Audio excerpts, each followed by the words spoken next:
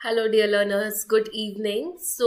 आप सबकी heavy demand पर मैं लेकर आई हूँ आप लोगों के लिए आरपीएससी फर्स्ट ग्रेड इकोनॉमिक्स का महा मैराथन, जहाँ पे मैंने प्रीवियस ईयर क्वेश्चन सॉल्व करवाए हैं with proper solutions and little explanations also. जिन जिन क्वेश्चन में भी एक्सप्लेनेशंस की जरूरत थी वो भी हमने इसमें डिस्कस करे हैं। हिंदी और इंग्लिश दोनों में ही क्वेश्चंस हैं आपके। आप इस वीडियो को अंत तक जरूर देखिएगा in order to gain maximum benefit, ताकि आपको ज़्यादा से ज़्यादा फायदा हो। इसके बाद आपको मैं ये भी बताना चाहती हूँ डियर लर्नर्स कि हमने RPSC school lecture first grade का पेपर टू इकोनॉमिक्स का कोर्स लॉन्च कर दिया है, जिसमें हम आपको प्रॉपर रिकॉर्डेड क्लासेस और फुल सिलेबस सारे पार्ट्स करवाएंगे with detail explanation and PDF notes भी आपको मिलेंगे।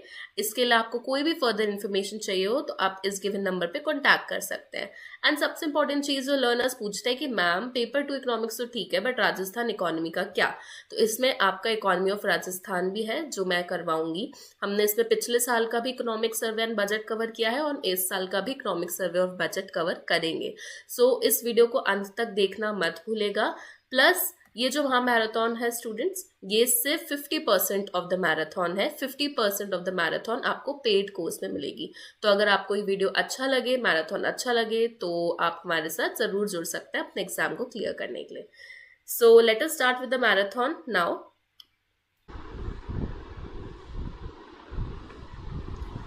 Good evening, dear learners. Welcome back to the class. This is a class for RPSC PYQs, and also I wanted to inform you guys about a few things before we start the class. बहुत सारे students की queries आती थी कि उन लोगों को videos नहीं दिख रही हैं, एंड उसके लिए मुझे आप लोग को बताना था कि वीडियोस हमेशा आपको कंटेंट सेक्शन में फोल्डर्स बने हैं उसमें देखना है। आपको लाइव क्लास रिकॉर्डिंग में वीडियोस नहीं देखना है, बिकॉज लाइव क्लास रिकॉर्डिंग में वीडियोस ऊपर नीचे अरेंज्ड होती है depending on the live classes, and जो रिकॉर्डेड क्लासेस है वो आप लोगों के लिए फोल्डर वाइज अरेंज्ड है। तो आप फोल्डर वाइज हर पर्टिकुलर यूनिट का फोल्डर उठाकर देख सकते हैं एंड जो भी क्लास आपको अटेंड करनी है कर सकते हैं। दूसरी चीज़, एक क्वेरी आ रही थी regarding notes. Dear learners, notes आप लोगों के लिए कॉम्प्लीमेंट्री फैसिलिटी है।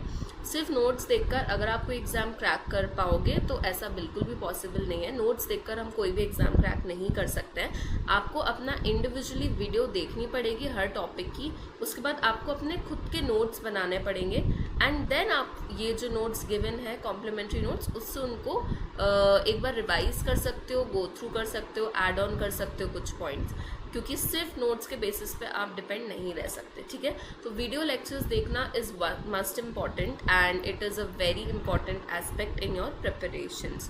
तो सबसे पहले तो आप इन दो चीज़ों का ध्यान रखना। एंड नोटिस बोर्ड के लिए कोई भी इंफॉर्मेशन चाहिए हो आपको तो हमेशा आप नोटिस बोर्ड चेक कर लेना। नोटिस बोर्ड पे यूजुअली हम लोग सारी डिटेल्स डाल देते हैं एंड जो भी आपकी क्वेरीज है उससे सॉल्व हो जाएगी। Okay, so I hope my voice is audible. Let me check.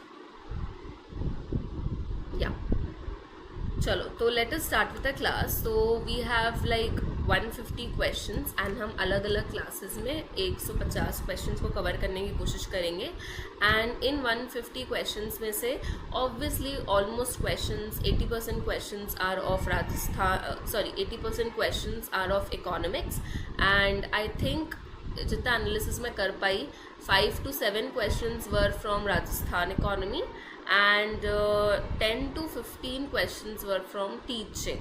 ठीक है, तो बाकी एक मैं आपको final figure end of the class में भी बता दूंगी। मैंने रफली नोट करके रखा है कितने कितने क्वेश्चंस हैं। या late us move ahead. But या राजस्थान इकोनॉमी के जो क्वेश्चंस हैं वो कंपैरेटिवली ईजी हैं, इतने टफ नहीं है। मोस्टली ज्योग्राफी रिलेटेड क्वेश्चन ज़्यादा आए थे कि प्रोडक्शन कौन से एरिया में ज़्यादा हुआ है। 2011 सेंसस से क्वेश्चन आए थे, स्कीम का एक ही क्वेश्चन था। ठीक है, तो वो हम एंड में एक बार फाइनल एनालिसिस देख लेंगे वीडियो में। तो it will be a long series of videos जो आने वाली है आगे, तो मेक श्योर कि आप हर वीडियो को देखें एंड खुद वीडियो पॉज कर करके क्वेश्चन को आंसर करने की कोशिश करें, क्योंकि मैंने तो बताया ही है एट द एंड सारे 150 क्वेश्चंस के सॉल्यूशंस हैं मेरे पास, बट आप खुद अपना नॉलेज जज करें तो ज़्यादा बेटर है। ठीक है, एंड या बाकी कोई भी डाउट हो तो you can always tell, you can always inform on the number, जो व्हाट्सएप नंबर है, कॉलिंग नंबर है, एंड उससे आपको सारे क्वेरीज आपके सॉल्व हो जाएंगे, ठीक है। चलो, without further do let us start.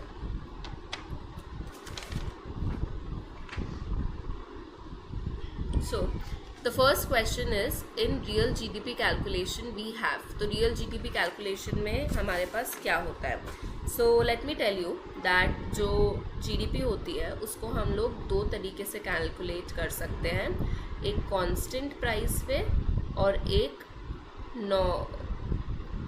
Current price पे, ठीक है। तो जो कांस्टेंट प्राइस पे GDP कैलकुलेट करते हैं उसको हम लोग बोलते हैं रियल GDP, और जो करंट प्राइस पे GDP हम कैलकुलेट करते हैं उसको हम लोग बोलते हैं नॉमिनल GDP, ठीक है। तो यहाँ पे पूछा है रियल GDP कैलकुलेशन में क्या यूज़ होता है, तो रियल GDP कैलकुलेशन में कांस्टेंट प्राइसेस यूज़ होता है, एंड ये हमारा होता है नॉमिनल GDP पे, ठीक है।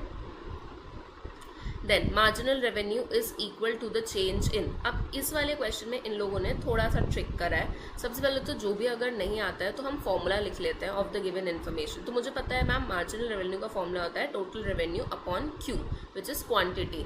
अब इसके इर्द गिर्द सोल्यूशन कुछ घूमेगा तो वो हम ऑप्शंस में देख सकते हैं। अब is it price divided by change in output, is it P by Q, no. Is it quantity divided by change in output, no. Is it P by Q due to 1 unit change in output? Yes. Correct answer to question number 2 is option number 3, क्योंकि देखो P by Q आपका क्या बताता है, P by Q आपका बताता है total revenue due to 1 unit change in output. It is 1 unit change in output. So the correct answer is option number 2, ठीक है। बाकी फोर्थ हमें फिर देखना ही नहीं है। कभी भी हम एग्जाम में जाते हैं तो मैं हमेशा बताती हूँ एग्जाम में एलिमिनेशन मेथड को यूज़ करना चाहिए।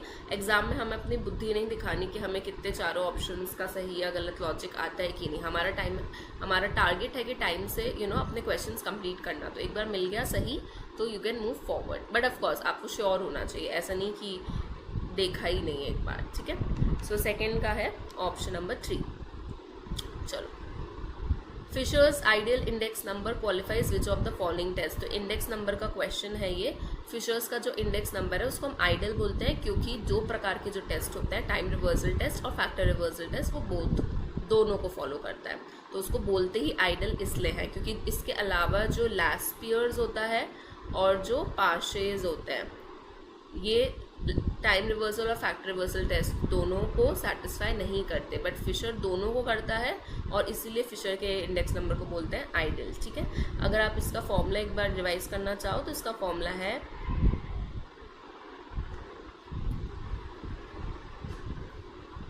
बोर्ड पे, आप लोग भी चेक कर सकते हो।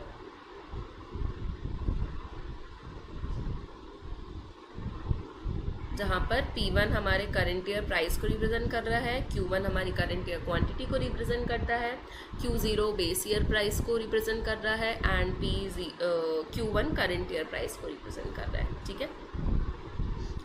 सो 0 is for base year and 1 is for current year, okay. चलो लेट अस मूव फॉरवर्ड। अच्छा, फिशर का भी अगर एक बार मैं फॉर्मूला बता दूं तो फिशर का फॉर्मूला होता है under root Laspeyres into Paasche's into 100। Index number को हम हमेशा परसेंटेज में रिप्रेजेंट करते हैं, इसलिए सारे इंडेक्स नंबर्स के आगे हम मल्टीप्लाइड बाय 100 कर रहे हैं, ठीक है। चलो, structural reforms and stabilisation measures are two groups of which policy. So अब ये वाला क्वेश्चन थोड़ा सा ट्रिकी हो सकता है क्योंकि इसमें दो एस्पेक्ट्स हमें बताएं, एक तो स्ट्रक्चरल रिफॉर्म्स और एक है स्टेबलाइजेशन मेजर्स, ठीक है। तो ऐसे देखा जाए तो monetary policy and fiscal policy also helps us in stabilising the economy, but वो इकोनॉमी का स्ट्रक्चर चेंज नहीं करती है, राइट। मॉनेटरी पॉलिसी क्या होती है? Monetary policy is when we increase और decrease the money supply, and fiscal policy के दो टूल्स होते हैं which is government expenditure and taxation. So with the help of government expenditure and taxation we adjust the problems in the economy, adjust the problems of inflation and deflation in the economy, ठीक है। But these are not policies जो हमारी economy को structurally change कर दे। Structure में change करना मतलब कुछ बड़ा शिफ्ट करना। तो अगर इसको देखा जाए तो ये क्वेश्चन हम एलिमिनेशन से कर सकते हैं। ऑब्वियसली पहले तो ट्रेड पॉलिसी नहीं होगा, मॉनेटरी पॉलिसी सिर्फ एक ही एस्पेक्ट को फुलफिल कर रहा है, फिजिकल भी एक को ही कर रहा है। बचा option number 1 which is new economic policy of 1991, जहाँ पर LPG रिफॉर्म्स आए थे।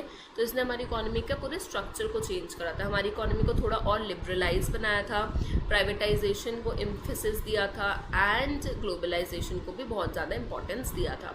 So the correct answer to question number 4 will be option number 1। ठीक है, चलो let us move forward.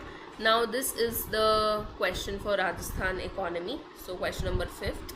ठीक है, तो अब इसका थोड़ा सा मुझे लगा कि ऑप्शंस में आंसर्स गलत दिया है, क्योंकि मेरे अकॉर्डिंग जो आंसर होना चाहिए वो होना चाहिए था 4 3 2 1। ठीक है, दैट इज़ जिप्सम मिलता है जामसर में, कॉपर मिलता है खेतरी में, रॉक फॉस्फेट मिलता है रामपुरा अगूचा में एंड जिंक मिलता है जमालपुरा में।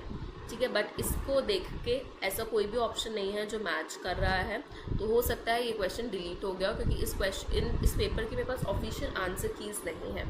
सो ये क्वेश्चन ऐसा है कि ये हम ज्योग्राफी से रिलेट कर सकते हैं, एंड हर एरिया का स्टेट में हर जितनी भी डिस्ट्रिक्ट्स हैं उन सब का एक एक स्पेशलिटी, 1 डिस्ट्रिक्ट 1 प्रोडक्ट, ऐसी चीज़ें हमको पता होना चाहिए। ठीक है, so according to me it is 4 3 2 1। यहाँ पे मैंने एक छोटा सा सोल्यूशन शीट डाल दी है। चलिए, now quantity demanded changes by a smaller percentage than price then elasticity of demand will be. तो अब ये है इलास्टिसिटी का क्वेश्चन। तो हम सबको पता है elasticity is change in Q upon change in P into P by Q। ये तो इलास्टिसिटी का फॉर्मूला है। ठीक है, एंड अगर हम देखें कि इलास्टिसिटी के टाइप्स क्या रहता है, तो इलास्टिसिटी अलग अलग टाइप्स की होती है। अगर इलास्टिसिटी इज इक्वल्स टू 0 है तो वो होता है परफेक्टली इनइलास्टिक। अगर elasticity is equals to infinity है तो ये होता है परफेक्टली इलास्टिक। अगर इलास्टिसिटी इक्वल टू 1 है तो ये होता है यूनिटरी इलास्टिक। अगर इलास्टिसिटी ग्रेटर देन 1 है ये होता है इलास्टिक। अगर इलास्टिसिटी लेस देन 1 है तो ये होता है इनइलास्टिक। ठीक है, तो ऐसे अलग अलग प्रकार होते हैं। अब इलास्टिसिटी में हम जज करते हैं डिग्री ऑफ रिस्पॉन्सिवनेस, कि प्राइस के चेंज होने के कारण क्वांटिटी में कितना चेंज आता है, क्वांटिटी कैसे रिएक्ट करती है, क्वांटिटी कैसे रिस्पॉन्ड करती है। ठीक है, तो अगर उसको देखा जाए तो यहाँ पे दिया है quantity demanded changes by smaller percentage than price. तो प्राइस के चेंज होने से क्वांटिटी में कम चेंज आ रहा है। ठीक है, तो सबसे पहले तो देखते हैं क्वांटिटी में इक्वल चेंज आ रहा है, नहीं। प्राइस के चेंज होने से अगर क्वांटिटी में इक्वल चेंज आए तो हो जाएगा यूनिटरी इलास्टिक। प्राइस के चेंज होने से क्वांटिटी में बहुत ज़्यादा चेंज आ जाए तो हो जाएगा परफेक्टली इलास्टिक। प्राइस के चेंज होने से क्वांटिटी में कोई भी चेंज ना आए तो हो जाएगा परफेक्टली इनइलास्टिक। नहीं होगा मैम, तो 3 ऑप्शंस तो कट गए। अब प्राइस के चेंज होने से क्वांटिटी में ज़्यादा चेंज आएगा तो इसको बोलेंगे हम इलास्टिक, बट यहाँ पर तो प्राइस के चेंज होने से क्वांटिटी में कम चेंज आ रहा है तो ये हो गया हमारा इनइलास्टिक। तो इस ऑप्शंस में अगर हम लोग देखें तो ऑप्शन नंबर 3 गया, 4 गया एंड 1 गया। तो correct answer is option number 2। ठीक है, तो अगर आपको साइंस देख के भी थोड़ा गड़बड़ लगती है तो आप कॉन्सेप्ट पे जा सकते हो। ठीक है, तो आपका जो यूनिटरी इलास्टिक है और जो परफेक्टली इनइलास्टिक है इसका कर्व ऐसे बनता है, परफेक्टली इलास्टिक का कर्व ऐसे बनता है। ठीक है, एंड यूनिटरी इलास्टिक का कर्व ऐसे बनता है। ओके, तो ये डिफरेंट कॉन्सेप्ट्स हैं जो मैं आपको थोड़ा सा बताते जा रही हूँ। सो द करेक्ट आंसर इज अगर प्राइस के चेंज होने से क्वांटिटी डिमांडेड में कम चेंज हो रहा है तो इट इज़ इनइलास्टिक, मतलब quantity demanded is not responding to the change in price. For example, अगर हमारी एसेंशियल कमोडिटीज़ है सॉल्ट, अगर सॉल्ट के प्राइस में चेंज भी आया तो मैं सॉल्ट की क्वांटिटी चेंज नहीं करूँगी। क्यों? क्योंकि salt is a necessity good for me, मुझे चाहिए ही चाहिए। ठीक है, सो या लेट अस मूव फॉरवर्ड। सो ये वाला क्वेश्चन देखते हैं। ये वाला क्वेश्चन आप काफ़ी बड़ा क्वेश्चन है बट काफ़ी सिंपल सा लॉजिक हम इसमें लगा सकते हैं। तो मिस्टर एक्स एक फार्मर है जिनके पास 1 एकड़ ऑफ लैंड और इस पर वो अपना क्रॉप्स उगाते हैं। उनके विलेज में 50 स्मॉल फार्मर्स भी हैं। ठीक है, अब अगर हमें जानना है इकोनॉमिक कंडीशंस उन फार्मर्स की एंड कंपेयर करना है उनको टू मिस्टर एक्स की कंडीशन से, तो हम क्या करेंगे? सबसे पहले तो इकोनॉमिक कंडीशंस का मतलब होता है कुछ तो इनकम कैसी है उन लोगों की। इनकम आप देख सकते हो प्रोडक्शन से, क्योंकि प्रोडक्शन करने के बाद ही आप इनकम जज कर सकते हो, ठीक है। अब क्या बोला गया है? If you see land of mister X is above average in ordinary size then which of the measures of central tendency is used as a tool. अब हमसे पूछा है कि मिस्टर एक्स का जो एवरेज लैंड है वो एवरेज साइज से काफ़ी ऊपर है, साइज ऑफ लैंड जो है, तो हम कौन सा major of central tendency use करेंगे? तो उसमें आप सोचो 2 मिनट,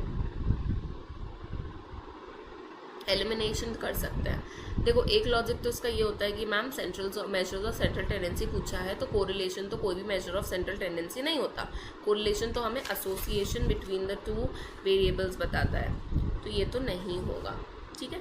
मोड हमें बताता है फ्रीक्वेंटली अकरिंग ऑब्जर्वेशन, मीडियम हमें बताता है मिडिल ऑब्जर्वेशन।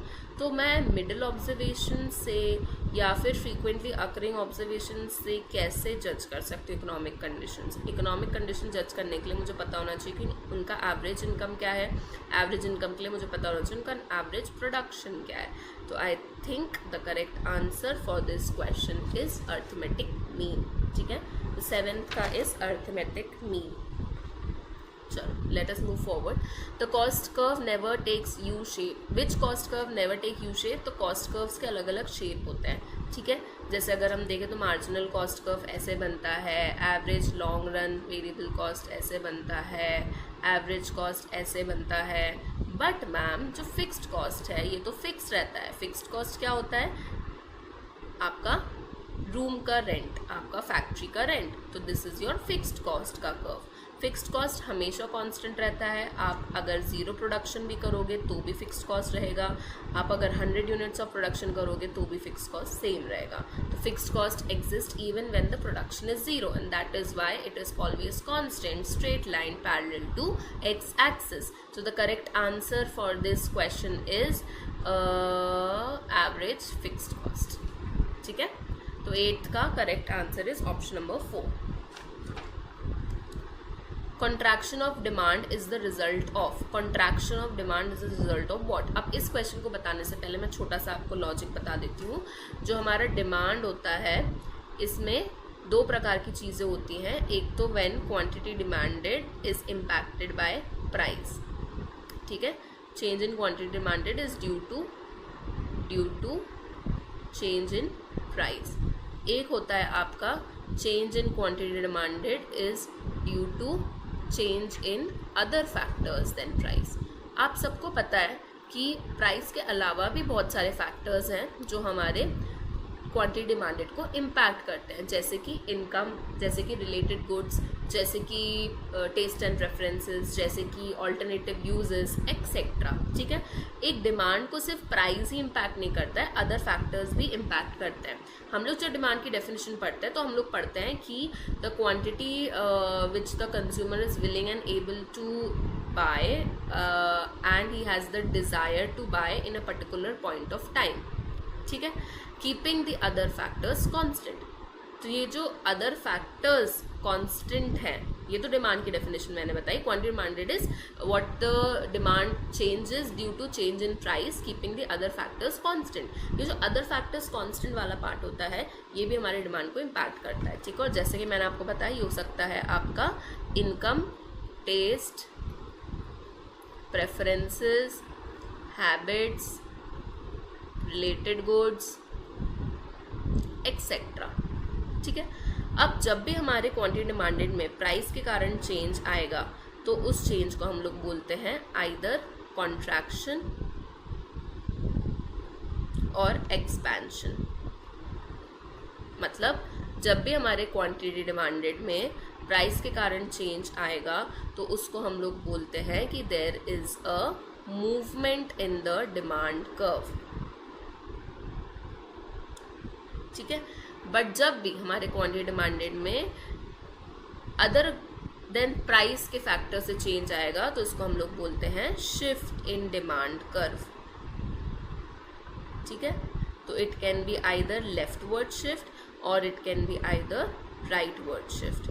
तो सबसे पहले तो आपको ये चीज़ ध्यान रखनी है कि अगर मूवमेंट हो रहा है तो दो प्रकार से होगा, कॉन्ट्रैक्शन और एक्सपेंशन, और अगर शिफ्ट हो रहा है तो दो प्रकार से होगा, लेफ्ट और राइट। ठीक है, अब ये सिंपल है, अगर ये मेरा डिमांड कर्व है, अगर ये इधर की तरफ शिफ्ट हुआ तो राइटवर्ड शिफ्ट, इधर की तरफ शिफ्ट हुआ तो लेफ्टवर्ड शिफ्ट। एंड अगर ये डिमांड कर्व है तो इसमें मूवमेंट ऐसा होगा कि अगर ये ऊपर की तरफ गया तो होगा कॉन्ट्रैक्शन, अगर ये नीचे की तरफ गया तो होगा एक्सपेंशन।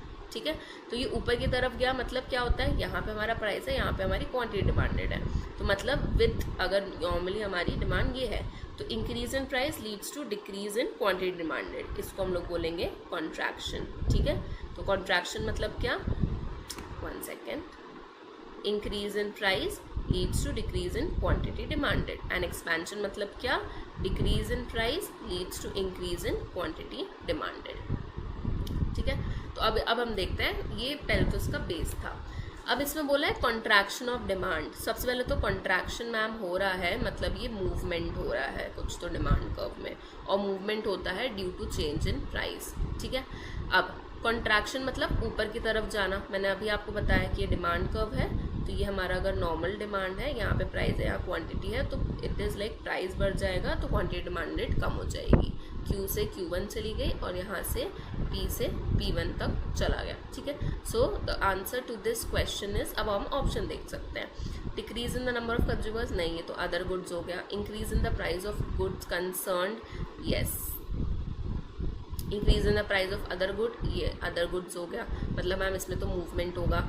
इनकम के केस में भी मूवमेंट होगा, तो इन तीनों केस में हो रहा है डिमांड कर्व में मूवमेंट, बट हमें तो देखना है डिमांड कर्व में, सॉरी, इन तीनों केस में डिमांड कर्व में हो रहा है शिफ्ट, बट हमें तो देखना है डिमांड कर्व में मूवमेंट। ठीक है,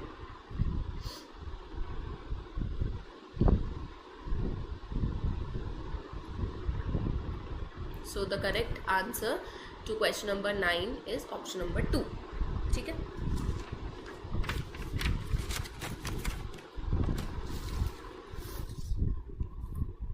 चलो आगे बढ़ते हैं। 10th, in statistical modeling, dash is a set of statistical processes for estimating the relationship between dependent variable and independent variables। तो ये काफ़ी डायरेक्ट क्वेश्चन है, डेफिनेशन ही दे दी है, इट इज़ रिग्रेशन। ठीक है, तो रिग्रेशन हमें डिपेंडेंट और इंडिपेंडेंट वेरिएबल कौन से हैं वो बता देता है, कॉजैलिटी बता देता है, मैग्नीट्यूड एंड डायरेक्शन भी बता देता है। Correlation on the other hand हमें सिर्फ डायरेक्शन बताता है, वो हमें मैग्नीट्यूड नहीं बता पाता, सिर्फ एसोसिएशन और डायरेक्शन बता देगा कि कितना स्ट्रॉन्ग कोरिलेशन है, कितना वीक कोरिलेशन है। कोरिलेशन कोएफिशिएंट को हम लोग स्मॉल r से रिप्रेजेंट करते हैं, और अगर हमें रिग्रेशन कोएफिशिएंट देखना है तो हम उसको bxy से भी रिप्रेजेंट करते हैं, एंड byx से भी रिप्रेजेंट कर सकते हैं, एंड कैपिटल R से भी रिप्रेजेंट कर सकते हैं। ठीक है, Which theory has its roots in game of chance and mathematics? तो कौन सी थ्योरी है जिसके रूट्स आपको गेम ऑफ चांस और गेम ऑफ मैथमेटिक्स के कॉन्सेप्ट्स में मिल जाएगा। तो ये काफ़ी ऐसा क्वेश्चन है कि अगर आपको आ गया तो आ गया, नहीं आया तो आप नहीं कर पाओगे, but you can always think logically. इसमें लिखा है गेम ऑफ चांस, चांस मतलब कि या तो ये होगा या तो वो होगा, तो चांस मतलब होता है probability, so the correct answer will be probability theory. तो 11th क्वेश्चन का correct answer is option number 3। Lewis की थ्योरी तो ग्रोथ एंड डेवलपमेंट की थ्योरी है, इंटरनेशनल थ्योरीज अलग ही हैं, राइट, एंड रिलेटिविटी थ्योरी हम माइक्रो इकोनॉमिक्स में पढ़ते हैं और फिजिक्स में भी पढ़ते हैं। ठीक है, चलिए, ट्रेड प्रोटेक्शनिज्म इज द, तो ट्रेड प्रोटेक्शनिज्म क्या होता है, प्रोटेक्ट करना किसी चीज़ को मतलब बचाना। अब ट्रेड का मतलब होता है एक्सपोर्ट्स और इम्पोर्ट्स, तो ट्रेड में अगर हमें प्रोटेक्शनिज्म लाना है तो मैम हम कुछ तो एक्सपोर्ट और इम्पोर्ट के साथ कर रहे हैं। किसी भी कंट्री के लिए ज़्यादा एक्सपोर्ट्स बेनिफिशियल रहते हैं और इम्पोर्ट्स हमें कम से कम करना चाहिए, इसलिए हम लोग आजकल इम्पोर्ट सब्सटीट्यूशन की तरफ जा रहे हैं कि हम लोग बाहर से गुड्स ना मंगवाएं, हम अपने ही कंट्री में गुड्स प्रोड्यूस करके उनको बाहर भेजें। ठीक है, उनको बाहर एक्सपोर्ट करें। तो ट्रेड प्रोटेक्शनिज्म क्या होता है, मतलब ट्रेड प्रोटेक्शनिज्म एक इकोनॉमिक पॉलिसी होती है जिसमें हम कोशिश करते हैं कि हम ज़्यादा से ज़्यादा एक्सपोर्ट करें, कम से कम इम्पोर्ट करें। ठीक है, तो वही चीज़ अब हम ऑप्शन में देखते हैं। It is an economic policy of restricting imports from other countries through methods such as tariffs and imported goods. Yes, first he option हमें सही दिख गया। ठीक है, तो economic policy of restricting exports, नहीं एक्सपोर्ट्स तो हमको बढ़ाना पड़ता है, तो ये तो नहीं होगा। प्रोहिबिटिंग इन्वेस्टमेंट, नहीं, इन्वेस्टमेंट भी हमें बढ़ाना पड़ता है। एनकरेजिंग इम्पोर्ट्स नहीं, इम्पोर्ट्स तो हमें घटाना पड़ता है, तो अगर आप एलिमिनेट कर दो तो भी आपको आंसर मिल जाएगा। अब ये जो आपने बोला कि मैम इम्पोर्ट्स तो कम करना अच्छी बात होती है इकोनॉमी के लिए, बट ये कैसे आप कम करोगे? With the help of tariffs. आप टैरिफ लगा दोगे। अगर आपने ज़्यादा टैरिफ लगा दिया तो ऑटोमेटिकली जो दूसरी कंट्रीज़ हैं वो लोग इम्पोर्ट इतना ज़्यादा नहीं दे पाएंगी, क्योंकि हमारी कंट्री इतना ज़्यादा टैरिफ पे नहीं करेगी उन प्रोडक्ट को अपनी कंट्री में लाने के लिए, ठीक है। तो टैक्सेस और टैरिफ्स लगाकर हम लोग अपने इम्पोर्ट्स को कम कर सकते हैं। तो option number 1 is the correct answer for question number 12। During the derivation of IS curve the first part is, IS curve के डेरिवेशन में फर्स्ट पार्ट क्या होता है? This is the question. So the correct answer for question number 13 is this. तो IS curve मतलब होता है investment and savings curve, ठीक है। और LM का कर्व मतलब होता है लिक्विडिटी ऑफ मनी। ये हमारे मनी मार्केट को शो करता है, ये हमारे गुड्स मार्केट को शो करता है, ठीक है। अब इसमें पूछा गया है कि IS के डेरिवेशन में पहला पार्ट क्या रहता है? तो investment function that shows a positive relation between investment. No, investment का हमेशा रेट ऑफ इंटरेस्ट के साथ नेगेटिव रिलेशनशिप होता है। Rate of interest is inversely related to investment, but यहाँ पे तो बोला है मैम इन्वेस्टमेंट फंक्शन का पॉजिटिव होगा तो एलिमिनेट, ठीक है।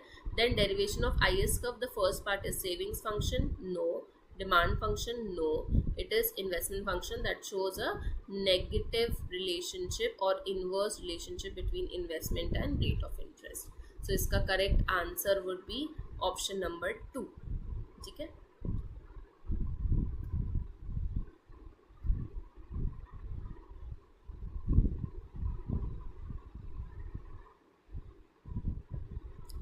चलो नेक्स्ट देखते हैं। Ricardian theory of competitive advantage was presented in the form in 1936। तो ये काफ़ी डायरेक्ट क्वेश्चन है। 1936 में Ricardian theory of competitive advantage को कैसे प्रेजेंट किया गया था? So the correct answer is opportunity cost theory. HO theory तो एकदम अपने आप में अलग है। एब्सोल्यूट एडवांटेज दी थी हमारे एडम स्मिथ ने, वो भी अलग है। रेसिप्रोकल डिमांड थ्योरी हमारी दी थी JS मिल ने, वो भी अलग है। तो अपॉर्चुनिटी कॉस्ट थ्योरी ही है जिसको हम लोग ने 1936 में रिकार्डियन थ्योरी के नाम से प्रेजेंट किया था, ठीक है। जहाँ पे हम अपॉर्चुनिटी कॉस्ट देखते हैं of producing a particular good. तो जिसका अपॉर्चुनिटी कॉस्ट कम होता है वो वाला पर्टिकुलर प्रोडक्ट हम प्रोड्यूस करते हैं और एक्सपोर्ट करते हैं। जिसका अपॉर्चुनिटी कॉस्ट बहुत ज़्यादा रहता है उस प्रोडक्ट को हम लोग इम्पोर्ट कर लेते हैं, ठीक है। Desire to have a commodity backed by willingness and ability to purchase that commodity at a given point of time। अभी शायद 2 मिनट पहले मैंने इसकी डेफिनेशन एक कॉन्सेप्ट समझाते हुए बता दी थी। तो अगर आपकी विलिंगनेस हो और एबिलिटी भी हो किसी पर्टिकुलर चीज़ को खरीदने के लिए एक पर्टिकुलर टाइम में, तो उसको हम लोग बोलते हैं डिमांड, ठीक है। तो अगर मुझे मर्सिडीज़ खरीदनी है तो मैं सिर्फ सोच रही हूँ कि मुझे मर्सिडीज़ खरीदनी है, उससे कुछ नहीं होगा। अगर मेरे बैंक अकाउंट में 50 लाख रुपए हैं और मुझे मर्सिडीज़ खरीदनी भी है उस साल में, और तो मैं बोलूँगी कि हाँ ये मेरी डिमांड है। अगर आपका सिर्फ विलिंगनेस है, एबिलिटी नहीं है, तो वो आपका डिज़ायर हो जाएगा, ठीक है। We have a lot of desires as human beings and we have a lot of demands also, but हम हर डिमांड को फुलफिल नहीं कर पाते, बट डिज़ायर हम अनगिनत देख सकते हैं। So this is pure definition of demand, no rocket science. Oligopolistic industries in a kinked demand curve model assumes that. तो ओलिगोपोलिस्टिक इंडस्ट्रीज का जो डिमांड कर्व होता है वो एक किंग डिमांड कर्व होता है, ठीक है। किंग डिमांड कर्व कैसे बनता है? किंग डिमांड कर्व ऐसे बनता है। यहाँ पर it is the break which is the king. यहाँ पे रहता है प्राइस इलास्टिक, यहाँ पे रहता है इनलास्टिक, ठीक है। किंग डिमांड कर्व की सबसे बड़ी खासियत यह है कि इस ओलिगोपोलिस्टिक मार्केट में अगर कोई प्राइस बढ़ाएगा दूसरे लोग प्राइस नहीं बढ़ाएंगे, ठीक है। बट अगर कोई प्राइस घटाएगा तो दूसरे लोग प्राइस धड़ाके से घटा देंगे, क्योंकि उनको लगेगा कि हमारे कंज्यूमर्स शिफ्ट ना हो जाए, ठीक है। तो यहाँ पर बहुत हाईली इंटरडिपेंडेंस होता है among different firms and that is what makes this demand curve very special, ठीक है। तो अब हम देखते हैं कि डिमांड कर्व के मॉडल अज्यूम क्या करता है? Response to a price increase is less than response to a price decrease. ये कह रहा है कि प्राइस इंक्रीज होगा तो उसका रिस्पॉन्स इतना नहीं होगा एज कम्पेयर टू जब प्राइस डिक्रीज होगा। यस, यही तो अभी मैंने कहा इंक्रीज होगा तो तुम नहीं रिस्पॉन्ड करोगे, बट डिक्रीज होगा तो तुम रिस्पॉन्ड करोगे। सेकंड वाला option, response to price increase is more than response to price decrease, मतलब ये बोल रहे हैं कि प्राइस इंक्रीज होगा तो लोग ज़्यादा रिएक्ट करेंगे, प्राइस डिक्रीज होगा तो कम रिएक्ट करेंगे। नहीं, ऐसा नहीं है।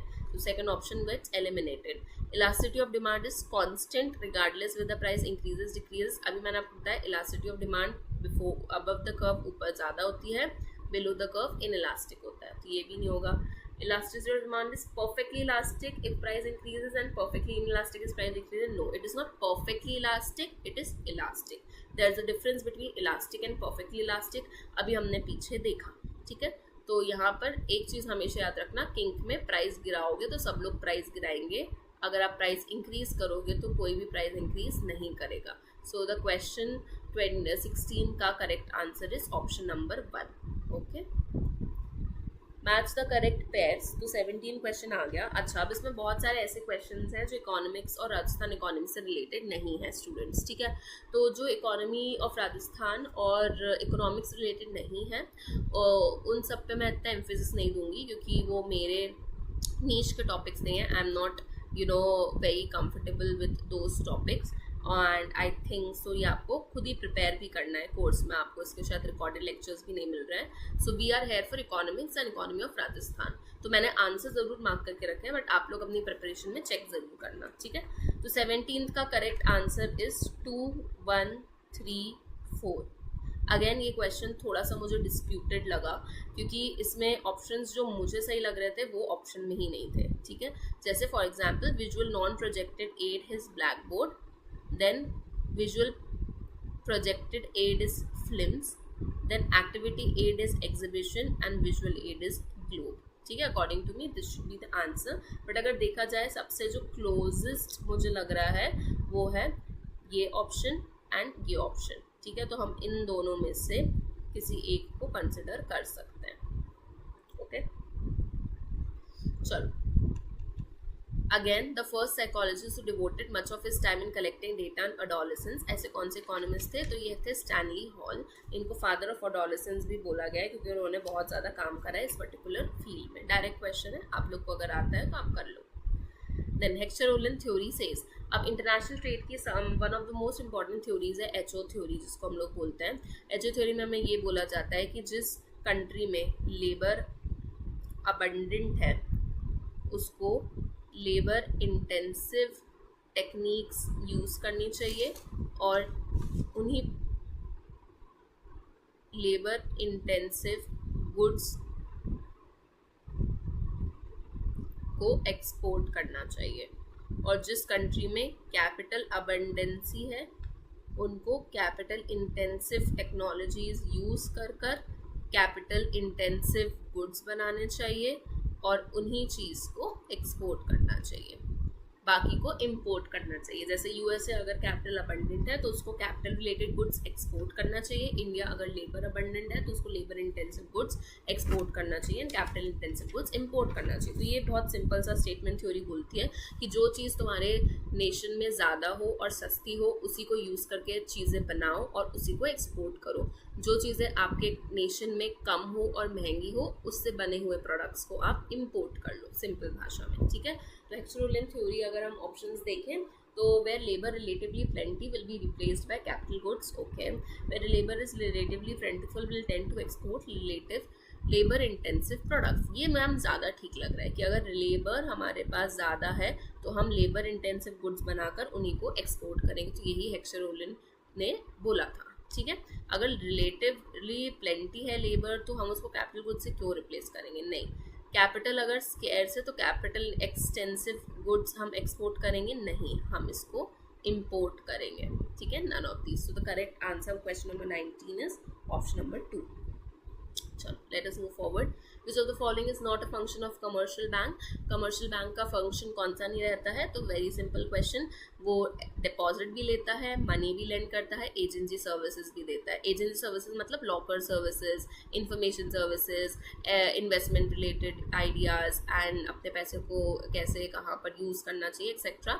बट ये जो इशूइंग ऑफ करेंसी है ये हमारे कमर्शियल बैंक का फंक्शन नहीं है। तो the correct answer for question number 20 is option number 4, issuing of currency. Educational psychology is study of psychological aspects of educational situations, ये डेफिनेशन किसने दी थी? So again related to teaching pedagogy. So this question is also very direct, आता है तो आप कर लोगे.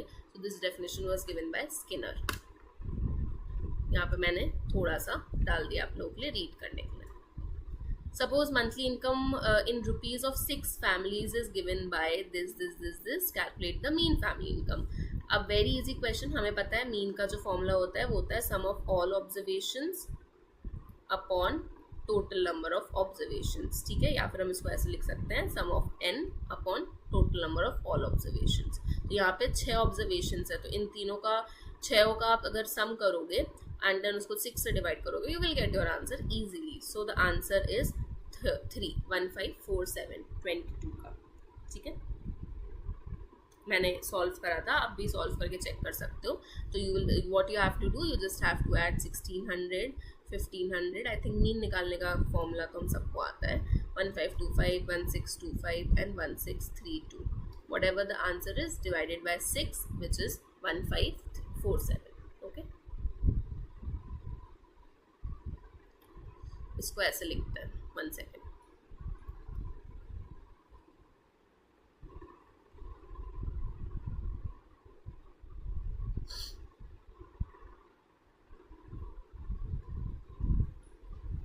ठीक है, sum of all observations by total number of observations. चलिए next. Liberalisation refers to. Liberalisation मतलब क्या होता है? तो हम लोगों ने 1991 में इसका बहुत ज़्यादा नाम सुना था. लिबरलाइजेशन मतलब थोड़ा सा हमारे रेगुलेशंस को लेस स्ट्रिक्ट करना. हमने देखा था 1991 के पहले हमारे ट्रेड रेगुलेशंस बहुत ज़्यादा स्ट्रॉन्ग थे, बहुत ज़्यादा बैरियर्स थे, कभी भी फ्री ट्रेड नहीं होता था, बहुत दिक्कतें आती थी. तुम ना हमारे कंट्री में आना अलाउड थे, हम ना तुम्हारी कंट्री में जाना अलाउड थे. बट इसको चेंज करा. तो लिबरलाइजेशन करना मतलब हमने थोड़ा इसको ईजी करा. ठीक है, थोड़ा इसको लिबरल करा. और अगर इजी और लिबरल का हम लोग सिनोनिम देखें तो इट इज़ स्लैकनिंग. ठीक है, तो आप तुक्का लगा के भी कर सकते हो. स्लैकनिंग मतलब थोड़ा इजी कर दिया, लाइट कर दिया रेगुलेशंस को. The correct option is 1. Strengthening of the government regulation नहीं, और स्ट्रिक्ट नहीं करा इसका मतलब ये नहीं होता है. मोर कंट्रोल्स इन ट्रेड नहीं, ज़्यादा कंट्रोल नहीं, कम कंट्रोल लेकर आए. मोर रिस्ट्रिक्शन नहीं, कम कंट्रोल रिस्ट्रिक्शन लेकर आए. तो 2, 3 और 4 एलिमिनेट हो गया. The correct answer is first. The variable that links the market for goods and services and the market for real money balances ISLM model. ISLM model पे जो हमारे goods market और जो हमारे money market को जोड़ता है वो variable कौन सा है? तो वो variable है rate of interest. So the correct answer is option number 2. Rate of interest एक ऐसा वेरिएबल है जो हमारे गुड्स मार्केट और मनी मार्केट को आपस में बैलेंस करवाता है एंड जो लिंक करता है. ठीक है, तो इंटरेस्ट रेट. कंजम्पशन फंक्शन का ISLM से कोई रिलेशन नहीं है, प्राइस लेवल का नहीं है, मनी सप्लाई का नहीं है. तो आप तुक्का लगा के भी कर सकते थे. रेट ऑफ इंटरेस्ट बहुत ज़्यादा इंपॉर्टेंट है. ठीक है, the cost of one thing in terms of the alternative given up. अब ये बहुत ईजी क्वेश्चन है. हम लोग 11th-12th में आई थिंक सबसे पहले कॉन्सेप्ट्स में से एक कॉन्सेप्ट पढ़ते हैं which is the concept of opportunity cost. तो अपॉर्चुनिटी कॉस्ट की डेफिनेशन अगर हमसे पूछो तो हम सबको रटवाई जाती है, which is cost of next best alternative foregone. ठीक है, तो ये हम सबको याद है. इट्स लाइक अगर बैंकर को 2 जॉब मिली है, एक 50,000 की, एक 40,000 की, तो वो हमेशा 50,000 वाली जॉब चूज करेगा और उसका अपॉर्चुनिटी कॉस्ट होगा 40,000, क्योंकि उस 50,000 के बाद जो नेक्स्ट बेस्ट चॉइस उसके पास है वो है 40,000 वाली. सो इसको हम लोग बोलते हैं अपॉर्चुनिटी कॉस्ट. सो इसमें भी ये पूछा है cost of one thing in terms of alternative given up. एक चीज़ चूज करने से दूसरी चीज़ को हमें छोड़ना ही पड़ता है, उसको हम लोग बोलते हैं अपॉर्चुनिटी कॉस्ट. ठीक है, मार्जिनल कॉस्ट का मतलब होता है additional cost from producing one more unit of product. Total cost is the sum of all the cost, fixed cost and variable cost, उसको हम लोग बोलते हैं. And average fixed cost is total cost divided by the output और the quantity produce. ठीक है, so 25th का correct option is option number 3. Total utility is maximum when marginal utility is 0. So the correct answer is this. तो इसके लिए मैंने एक diagram यहाँ पे ऐड किया था. तो ये हमारा लॉ ऑफ वेरिएबल प्रोपोर्शंस का डायग्राम है, जो कि पहले लॉज में से एक लॉ हम लोग हमेशा पढ़ते हैं, जहाँ पे हम TU और MU कर्व्स बनाते हैं. तो जब हमारा TU बढ़ रहा है तो हमारा MU घटता है बट पॉजिटिव रहता है। जब हमारा TU मैक्सिमम रहता है तो हमारा MU 0 हो जाता है, और जैसे ही हमारा TU गिरने लगता है MU हमारा नेगेटिव होने लगता है। तो ये 3 फेजेस है of law of variable proportion, which shows that कि आप फिक्स फैक्टर के साथ अगर वेरिएबल फैक्टर लगाते जाओगे तो आपके टोटल आउटपुट में या फिर टोटल यूटिलिटी में क्या इम्पैक्ट पड़ेगा। पहले टोटल यूटिलिटी बढ़ेगी, हाईएस्ट होगी, फिर गिरने लगेगी। ठीक है, so the correct answer is जब TU मैक्सिमम है मार्जिन यूटिलिटी 0। ठीक है, ये कभी नहीं होता, ये कभी नहीं होता, कभी नहीं होता। ठीक है, तो आपको बहुत ही सिंपल सा लॉ आता है, तो you will be able to do it. चलिए आगे बढ़ते हैं।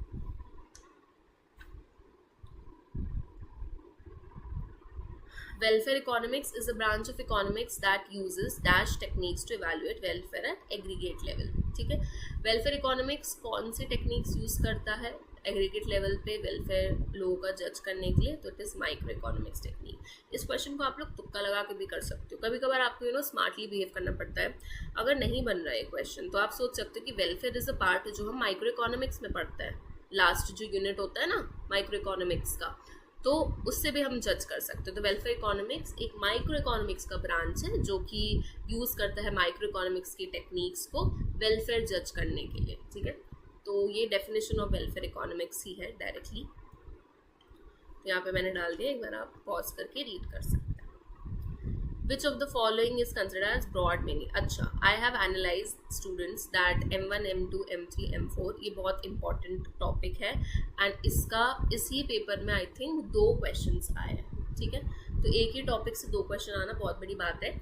एक ISLM बहुत इंपॉर्टेंट है, ISLM के भी 2 क्वेश्चंस दिखे हैं एंड इसके भी मुझे 2 क्वेश्चंस दिखे हैं। एंड जो अपने लिक्विडिटी प्रेफरेंसेस होते हैं L1, L2, L3 वो भी इम्पॉर्टेंट है। तो हो सकता है M1 को ज़्यादा इंपॉर्टेंट दिया हो, अब आने वाले पेपर्स में L1 को ज़्यादा इंपॉर्टेंस दे। तो ये जो लिक्विडिटी प्रेफरेंसेस है एंड मनी सप्लाई के कॉन्सेप्ट्स है, कॉम्पोनेंट्स हैं, इनको आपको अच्छे से पढ़ कर जाना है। ठीक है, so which of the following is broad money? So a very direct question है I think, so third option is the correct answer। तो क्वेश्चन नंबर 28 का करेक्ट आंसर इज थर्ड। अब मैंने आप लोग के लिए चार्ट ऐड कर दिया है of components of money supply, जहाँ पर M1 हमारा मोस्ट लिक्विड रहता है, M3 एंड M4 हमारे लेस लिक्विड रहता है। इसमें से हम M3 को तो ब्रॉड मनी बोलते ही हैं। तो M1 में क्या क्या आता है? Currency notes, coin and demand deposits. M2 में आता है M1 plus post office saving deposits. M3 में आता है M2 plus time deposits and call term borrowings. M4 में आता है M3 प्लस टाइम डिपॉजिट्स। तो मैम इसको तरीका क्या है समझने का? एक ही तरीका है, लर्न करना। आपको कुछ चीज़ें लर्न करनी पड़ती हैं एंड वो लर्न करने से ही बहुत ईजी हो जाता है। ठीक है,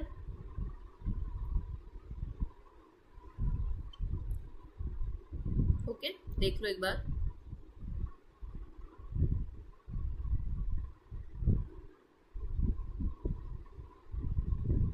चलो आगे बढ़ते हैं। Let me just generally the largest component of aggregate demand is, अब हम सबको पता है aggregate demand is a concept which was given by Keynes. ठीक है, तो उन्होंने एग्रीगेट डिमांड बताया था कि इसकी डेफिशिएंसीज इकोनॉमी में प्रॉब्लम आती है एंड इसी के एक्सेस करते तो इकोनॉमी को हम सुधार भी सकते हैं। तो एग्रीगेट डिमांड का फॉर्मूला जो होता है वो होता है C plus I plus G plus X minus M। And इसमें इन्होंने पूछे लार्जेस्ट कॉम्पोनेंट क्या होता है, तो it is a very direct question. Largest component हमारा एग्रीगेट डिमांड में कंजम्पशन होता है। इसका मतलब होता है इन्वेस्टमेंट, इसका मतलब होता है गवर्नमेंट एक्सपेंडिचर, इसका मतलब होता है एक्सपोर्ट्स माइनस इम्पोर्ट्स। ठीक है, जिसको हम लोग नेट एक्सपोर्ट्स भी बोलते हैं। तो इन 4 एस्पेक्ट से मिलकर बनता है एग्रीगेट डिमांड। तो इसमें सबसे लार्जेस्ट कॉम्पोनेंट होता है कंजम्पशन एक्सपेंडिचर, जो हाउस होल्ड कंज्यूम कर रही है। ठीक है, उस पर जो एक्सपेंडिचर कर रही है, तो याद रखिएगा। एंड देन इसके बाद अगर मैं थोड़ा सा और आपको बताऊं तो कीन्स के जो अप्रोचेस थे उसने उन्होंने 2 प्रकार के अप्रोचेस दिए थे। एक उन्होंने दिया था ADAS अप्रोच, एक उन्होंने दिया था सेविंग्स एंड इन्वेस्टमेंट अप्रोच। ठीक है, चलिए Spearman's rank correlation,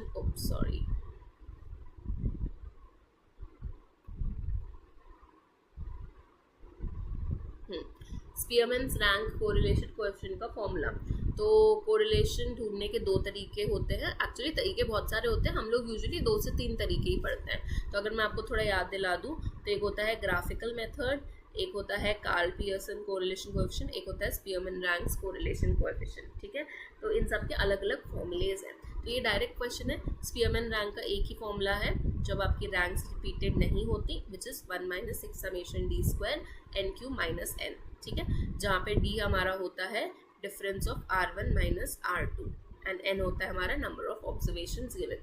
तो डायरेक्ट क्वेश्चन है, फॉर्मूला आता है तो आप कर लोगे। तो फॉर्मूलाज लर्न करके जाना, बिकॉज ऐसे क्वेश्चन काफ़ी ईजी मार्क्स आपको दे देते हैं, ठीक है। तो 30th हमारा हो गया। 30th का correct answer is option number 2। Let's move forward. ये वाला क्वेश्चन आप एक बार देखो। I will just take a 1 minute break.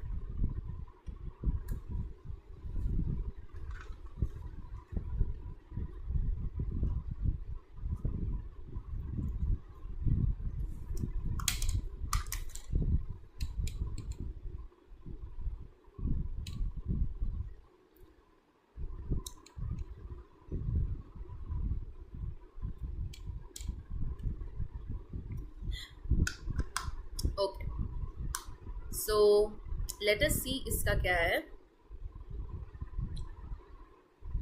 तो इसका जो करेक्ट आंसर है, अच्छा, these type of questions are very important, तो एक बार ये भी एक बार अच्छे तरीके से समझ के जाना। सो 31st का correct answer is option number 2, ठीक है, विच इज 2 1 3 4। तो ये अलग अलग इकोनॉमी के टाइप्स हैं, इनका डेफिनेशन होना हमको पता होना चाहिए। तो हम देखते हैं। Freedom of enterprise, freedom of enterprise है, उसको हम लोग बोलते हैं it is a capitalist economy. Equitable distribution of wealth, it is a communist economy. Capitalism in an oxygen tent, it is a mixed economy. Then public ownership of resources, it is a socialist economy, ठीक है। तो ये इसमें कोई logic नहीं है, ये बस सिंपल डेफिनेशंस हैं। तो हर इकोनॉमी का एक टाइप रहता है। जैसे अगर हम इंडिया में देखें तो India is a mixed economy, जहाँ पे पब्लिक प्राइवेट दोनों का ही रोल रहता है। कुछ कुछ जगहों पे सिर्फ पब्लिक का रोल रहता है, कुछ कुछ जगहों पे सिर्फ प्राइवेट का रोल रहता है। तो इन कैटेगरीज पे बेस्ड अलग अलग इकोनॉमीज बनी है, ठीक है। तो जहाँ पर मोस्टली पब्लिक सेक्टर का जहाँ पे मोस्टली पब्लिक और प्राइवेट का मिक्स चलता है, उसको हम लोग बोलते हैं मिक्स्ड इकोनॉमी। जहाँ पे हमारी फ्रीडम ऑफ एंटरप्राइज रहती है, प्राइवेट एंटरप्राइजेस ज़्यादा रहती है, कोई भी कुछ भी कर सकता है, उसको हम लोग बोलते हैं कैपिटलिस्ट इकोनॉमी।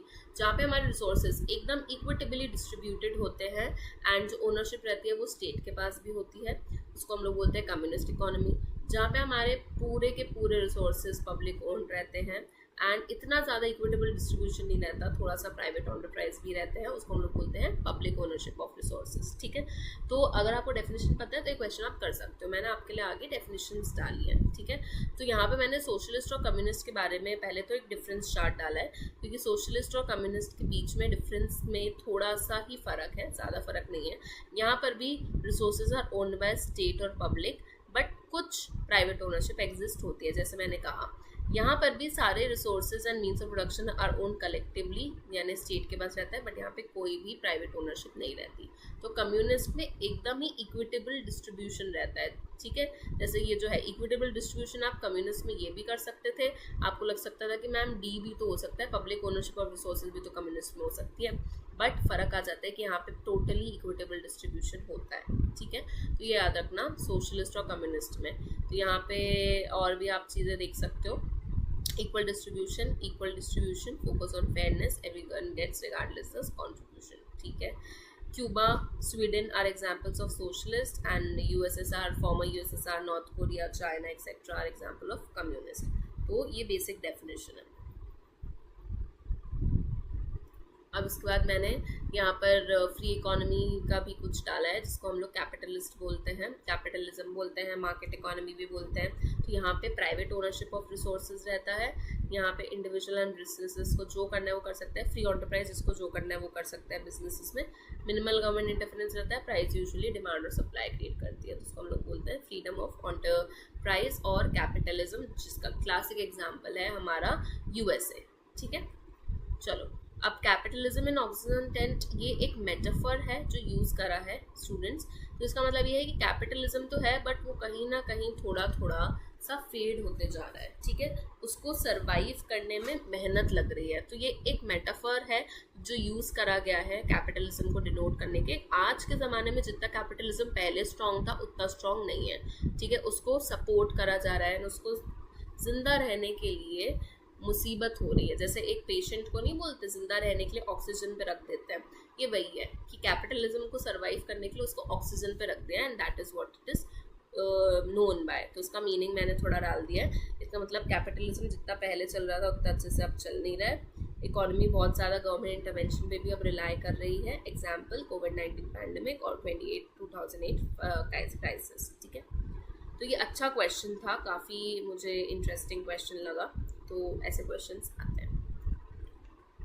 चलो अब देखते हैं 32।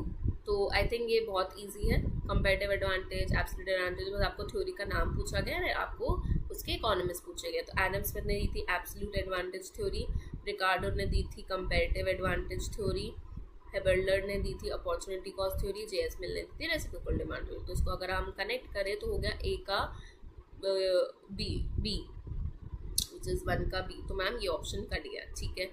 2 का see the correct answer is option number 3। तो हमने एलिमिनेट कर दिया and then we move forward क्योंकि वी वर श्योर, ठीक है। तो क्वेश्चन नंबर 32 का correct option is 3rd। Now rules of probability. Probability का अब ये एक रूल पूछा गया है। तो प्रोबेबिलिटी में अलग अलग प्रकार के इवेंट्स होते हैं, ठीक है।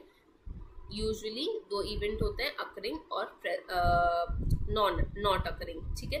तो number of outcomes, number of favourable outcomes upon total outcome, ये होता है हमारा प्रोबेबिलिटी का फॉर्मूला, ठीक है। तो इसमें आपसे पूछा है कि इसमें से कोई भी अगर इवेंट ए है, इवेंट ए मतलब अकरिंग ऑफ इवेंट ए, अगर मैं बोलूँ कि मैंने एक कॉइन टॉस करा और उसमें से हेड्स आने के चांसेस क्या है, तो वो जो हेड्स है वो मेरा इवेंट ए है, ठीक है, उसको मैं बोलूँगी कि इवेंट ए। तो इवेंट ए आने के चांसेस क्या हो सकता है, तो अब हम इसमें देखते हैं ऑप्शन वाइज। तो 33 का correct answer is option number 1। कैसे? ये जो प्रोबेबिलिटी ऑफ इवेंट ए है ये 1 से कम हो सकती है, ठीक है, या फिर 1 की इक्वल हो सकती है, या फिर वो 0 की इक्वल हो सकती है और 0 से ज़्यादा हो सकती है। Probability is always positive. तो ये जो नेगेटिव वाला है ये तो आप हटा सकते हो, ये वाला, ठीक है। अब ये वाला ऑप्शन भी आपको लग सकता है सही है, बट व्हाट इफ अगर मैंने एक कॉइन टॉस करा, वो कॉइन मैजिक कॉइन है, उसमें दोनों साइड ही हेड है, तो हेड आने के चांसेस तो 1 ही होंगे, कुछ भी तुम करो हेड ही आएगा, ठीक है। तो हो जाएगा number of favourable outcome 1 upon 2, half probability. And हमको पता है probability is always equal to the sum 1, यानी कुछ भी आपका आए, अगर आपका किसी चीज़ को पाने के चांसेस 0.8 है तो दूसरी चीज़ के 0.2 हो जाएंगे, ठीक है। तो यहाँ पर सिर्फ इक्वल टू साइन नहीं लगा, इसलिए हमने इस ऑप्शन को डिस्कार्ड कर दिया, अदरवाइज ये ऑप्शन भी आंसर हो सकता था। तो कोई भी प्रोबेबिलिटी है उसकी जो वैल्यू रहती है वो 0 से 1 के बीच में लाई करती है। Probability of an event lies between 0 to 1, ठीक है। It will not equal to 0, it is not equal to 1, it can be less than 1 and more than 0 also, okay. So the correct answer is option number 1, 33 का। यहाँ पे मैंने एक explanation डाल के रखा है कि इसका मतलब क्या रहता है। प्रोबेबिलिटी ऑफ इवेंट नेगेटिव नहीं हो सकती और मिनिमम प्रोबेबिलिटीज की 0 ही हो सकती है। 0 तब होगी जब हमारा जो इवेंट है वो इम्पॉसिबल है। अब प्रोबेबिलिटी आपकी 1 से ज़्यादा नहीं हो सकती, it can not be greater than 1, और मैक्सिमम प्रोबेबिलिटी 1 हो सकती है, ठीक है। ये तब होती है जब इवेंट इज सर्टेन, यानी हमें पता है कि वही होने वाला है। सो प्रोबेबिलिटी को 2 कंडीशंस फुलफिल करनी पड़ेगी, more than 0 and less than 1। All of the following are characteristics of monopoly except. तो मोनोपोली में सारे कैरेक्टरिस्टिक्स हैं, एक कैरेक्टरिस्टिक नहीं है, ठीक है। चलो देखते हैं। Monopoly is a single form, yes ये तो है ही। यूनिक प्रोडक्ट बनाता है, यस ये तो है ही। सिंगल प्राइस डिस्क्रिमिनेशन है, बहुत ज़्यादा है, 1st degree 2nd degree 3rd degree. Single buyer, no, monopoly में सिंगल बायर नहीं होता, सिंगल सेलर होता है। So the correct answer is option number 4, ठीक है। चलो सो 35 हमारा आ गया है। तो 35 में पूछा गया है कि गोल ऑफ सस्टेनेबल डेवलपमेंट है। सस्टेनेबल डेवलपमेंट के क्या गोल है, तो ये चारों ही सस्टेनेबल डेवलपमेंट के गोल है, which means 1, 2, 3 and 4। So the question number 35 correct answer is option number 3, ठीक है। तो इसमें हम लोग थोड़ा सा इन्फॉर्मेशन देख लेते हैं। सस्टेनेबल डेवलपमेंट गोल्स हमारे 17 प्रकार के होते हैं। ये 2015 से लेके इनका टारगेट है 2030 तक हमें ये सारे के सारे सस्टेनेबल डेवलपमेंट गोल्स याद करना है। ये बहुत इंपॉर्टेंट टॉपिक है, आपको सीक्वेंस वाइज गोल याद करना चाहिए। आपसे वो कभी कभार ऐसे ही पूछ सकता है कि बताओ 5वां सस्टेनेबल डेवलपमेंट गोल कौन सा है, बताओ 11वां सस्टेनेबल डेवलपमेंट गोल कौन सा है। तो आपको ये सीक्वेंस वाइज याद करना है। तो इसमें नो पॉवर्टी भी है, reduce inequality, water sanitation, zero hunger, इन चारों की इसमें बात करी गई है, ठीक है। एग्जाम्पल्स ऑफ स्टॉक आर, तो अब माइक्रो इकोनॉमिक्स के फर्स्ट चैप्टर, मैक्रो के फर्स्ट चैप्टर में हम लोग पढ़ते हैं जब हम लोग सर्कुलर फ्लो ऑफ इनकम पढ़ते हैं कि दो प्रकार के वेरिएबल्स होते हैं, stock variables and flow variables. Stock variables are the variables which are calculated at a particular point of time. अगर सिंपल डेफिनेशन देखें तो flow variables are calculated at a particular period of time, ठीक है। तो अगर हम simple definition देखें तो स्टॉक होता है हमारा पॉइंट ऑफ टाइम में जिसको कैलकुलेट करते हैं, फ्लो होता है हमारा जिसको पीरियड ऑफ टाइम में करते हैं। So the correct answer is money supply, foreign exchange reserves, क्योंकि मनी सप्लाई को हम करते हैं at a particular point of time कि at 31 December 2025 what is the money supply. Savings को हम लोग ओवर अ पीरियड देखते हैं, इन्वेस्टमेंट ओवर अ पीरियड देखते हैं, इनकम ओवर अ पीरियड देखते हैं कि मैंने 50,000 रुपये पर मंथ कमाए, मैंने 50 लाख रुपए पर ईयर इन्वेस्ट करा, मैंने 60,000 रुपये 3 साल में सेव कर लिए, ठीक है। तो ये सब चीज़ें रहती है। तो अगर सेविंग्स हमारा फ्लो हो जाता है तो ऑटोमेटिकली हमारा ये और ये कट गया, इन्वेस्टमेंट भी अगर हमें पता है फ्लो है तो ये भी कट गया। तो एलिमिनेशन से भी आप कर सकते हो। और money supply is a stock concept, particular point of time देखते हैं। Foreign exchange reserve as of 1 फरवरी 2023 ऐसे देखते हैं। तो जो भी पॉइंट ऑफ टाइम में देखा जाए उसको बोलते हैं स्टॉक, जो भी पीरियड ऑफ टाइम एक लंबे समय के अवधि में देखा जाए उसको हम लोग बोलते हैं फ्लो, ठीक है। तो इसको याद रखना। देन एग्रीकल्चर सेंसस का क्वेश्चन है ये, फीमेल ऑपरेशनल लैंड होल्डिंग्स वाला। सो डायरेक्ट क्वेश्चन अगर आपको एग्रीकल्चर सेंसस आता है तो आप इस क्वेश्चन को कर पाओगे, नहीं आता तो ऐसे क्वेश्चन में तुक्का लगाना बिल्कुल इम्पॉसिबल है। ऐसे क्वेश्चन में तो किस्मत ही चाहिए क्योंकि सारे फिगर्स आसपास हैं एंड ये काफ़ी स्टैटिक क्वेश्चन है, इसके आंसर्स डाइवर्ट नहीं होते। तो correct answer for 37 is 7.75 lakh. तो इसका कोई लॉजिक नहीं है, ये दिया ही था सेंसस में। यहाँ पे मैंने प्रूफ डाल दिया है, PIB की वेबसाइट से मैंने देखा था। तो यहाँ पे राजस्थान का फीमेल वर्कफोर्स इज 77.5, ठीक है। यहाँ पर 775 नंबर्स दिया है इन 1000। चलो, फ्री ट्रेड पॉलिसी स्टेट्स, अब ये अगेन इंटरनेशनल का क्वेश्चन है। तो मैंने आपको बताया था कि गवर्नमेंट ने धीरे धीरे ट्रेड प्रोटेक्शनिज्म की तरफ जाने लगे हैं एंड जो LPG आया था उसमें हमने फोकस करा था कि हम ग्लोबलाइजेशन की तरफ थोड़ा जाएं, कि हम अब लोग अपना जो ट्रेड है वो सिर्फ अपने तक सीमित ना रखें, दूसरी कंट्रीज़ के साथ भी ट्रेड करें। तो जब उसका एक एस्पेक्ट है फ्री ट्रेड, ठीक है। तो फ्री ट्रेड ऐसा है कि दो कंट्रीज़ के बीच में फ्री ट्रेड अग्रीमेंट्स होता है। तो वो बोलते हैं कि हम भी तुम पे टैरिफ नहीं लगाएंगे, तुम भी हम पे टैरिफ ना लगाओ, हम आपस के आपस के कॉन्फिडेंस में रहकर, आपस के कॉर्पोरेशन में रहकर हम ट्रेड कर लेते हैं। इसको हम लोग बोलते हैं फ्री ट्रेड, ठीक है। तो फ्री ट्रेड मतलब एक कंट्री से दूसरी कंट्री में कोई भी प्रोडक्ट का आदान प्रदान होना एंड उसमें कोई भी टैरिफ बैरियर्स का ना होना, अनरिस्ट्रिक्टेड होना, वो अनरेगुलेटेड होना, ठीक है। तो अब ऑप्शंस देखते हैं। सिर्फ डोमेस्टिक ट्रेड तो नहीं, फ्री ट्रेड हो रहा है मतलब कहीं और से तो हम लोग कोलैबोरेट कर ही रहे हैं। डोमेस्टिक प्लस इंटरनेशनल ओनली आ गया, नहीं। Complete unrestricted international exchange plus no barriers to movement, yes, मैंने यही बोला कि फ्री ट्रेड में कभी भी कोई भी बैरियर्स ऑफ मूवमेंट नहीं होते, ठीक है। So the correct option for question number 38 is option number 3। चलो अब देखते हैं। GST was first implemented as a tax regime in, direct question है। GST के ऊपर गुड्स एंड सर्विसेज टैक्स, जिसमें 17 टैक्सेस सब्स्यूम हुए थे एंड ये हमारा फ्रांस का मॉडल था। तो it was first implemented in France in 1954। High powered money includes, high powered money में क्या होता है? हाई पावर्ड मनी को हम लोग अपने इकोनॉमी का मॉनेटरी बेस भी बोलते हैं। तो हाई पावर्ड मनी हमें बताता है कि at the present current time what is the money supply और stock of money in the economy, ठीक है। तो high powered money includes all of physical paper currency जो घूम रही है, कॉइन करेंसी जो घूम रही है और बैंक के पास जो रिजर्व्स हैं, इन तीनों से मिलकर एक हाई पावर्ड मनी बनता है, ठीक है। अकेला ये नहीं, अकेला ये नहीं, अकेला ये नहीं. सो the correct option for question number 40 is option number 4. यहाँ पे मैंने थोड़ी डेफिनेशंस डाल दी है. इसको हम लोग मॉनेटरी बेस भी बोलते हैं, तो याद रखना हमेशा. हाई पावर्ड मनी को हम लोग मॉनेटरी बेस के नाम से भी जानते हैं. ठीक है, चलिए 40 हो गया. 41, which of the following is not a product of learning? Again, this is a teaching pedagogy का question. So the correct answer for 41 is first, maturation. Maturation एक ऐसा है जो लर्निंग का पार्ट नहीं होता, एटीट्यूड, कॉन्सेप्ट एंड स्किल होता है. यहाँ पे मैंने आप लोगों के लिए इसका एनालिसिस डाला है. You can read it once. Problem of choice in an economy is solved by. This is a good question. This is an important question. तो प्रॉब्लम ऑफ चॉइस को हम लोग सॉल्व करते हैं with the help of PPC. ठीक है, production possibility curve. इसको आप लोग प्रोडक्शन पॉसिबिलिटी फ्रंटियर्स भी बोल सकते हो. प्रोडक्शन पॉसिबिलिटी फ्रंटियर जो है वो ऐसा बनता है. ठीक है, PPC. यहाँ पे रहता है हमारा गुड एक्स, यहाँ पे रहता है हमारा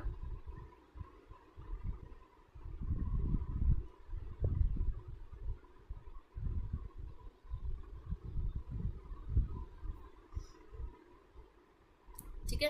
तो यहाँ पर हमें बताता है all the combination of two goods which can be produced using the factors of production. यहाँ पे कहीं कहीं पर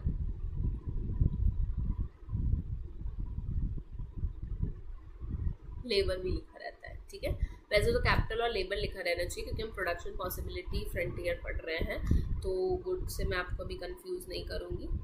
ठीक है, तो इसका डेफिनेशन क्या होता है कि दो फैक्टर्स ऑफ प्रोडक्शन यूज कर what are the combination of goods which we can produce.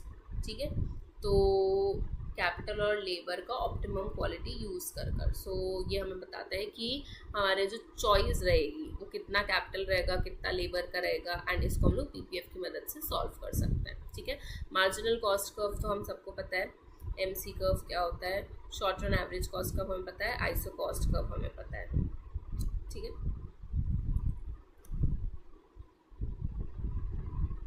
Okay, I think आज की क्लास के लिए इतना काफ़ी है. The correct sequence, again teaching pedagogy, तो इसका मैं आंसर आपको बता देती हूँ. 43 का correct answer is option number 2. तो ये 5 E's होते हैं कंस्ट्रक्टिविस्ट अप्रोच में. इसका correct option is engage, explore, elaborate, explain and evaluation. आप इसमें देख सकते हो, स्टैटिक क्वेश्चन है. देन पियागेट ने जो स्टेजेस दी थी ऑफ कॉग्निटिव डेवलपमेंट कि एक ह्यूमन बींग्स किन किन 4 स्टेज से निकलता है, उनका करेक्ट सीक्वेंस पूछा है. This is a very important question. इसके 2 क्वेश्चंस मैंने देखे थे. So the correct answer is, आपको 4 स्टेज का बस सीक्वेंस याद रखना है. सबसे पहले sensory, pre operational, concrete operational and formal operational. ये इनके 4 प्रकार के स्टेजेस थे. ठीक है, यहाँ पे मैंने हर स्टेज में क्या होता है उसका एज एंड उसका नाम भी डाल के रखा है, तो ये आप रीड कर सकते हो. देन आई थिंक यहाँ से हम स्टार्ट करेंगे नेक्स्ट क्लास में. ओके, बस 1 घंटे की क्लास हो गई है एंड यहाँ से हम आगे बढ़ते हैं in our next class. Okay, चलिए, thank you so much students.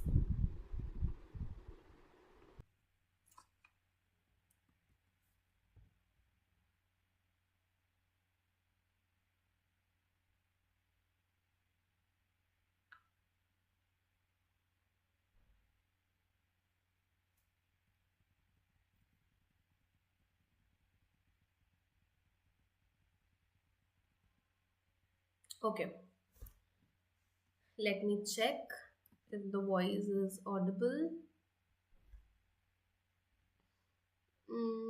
Yes, okay. So good evening everyone. So this is a class 2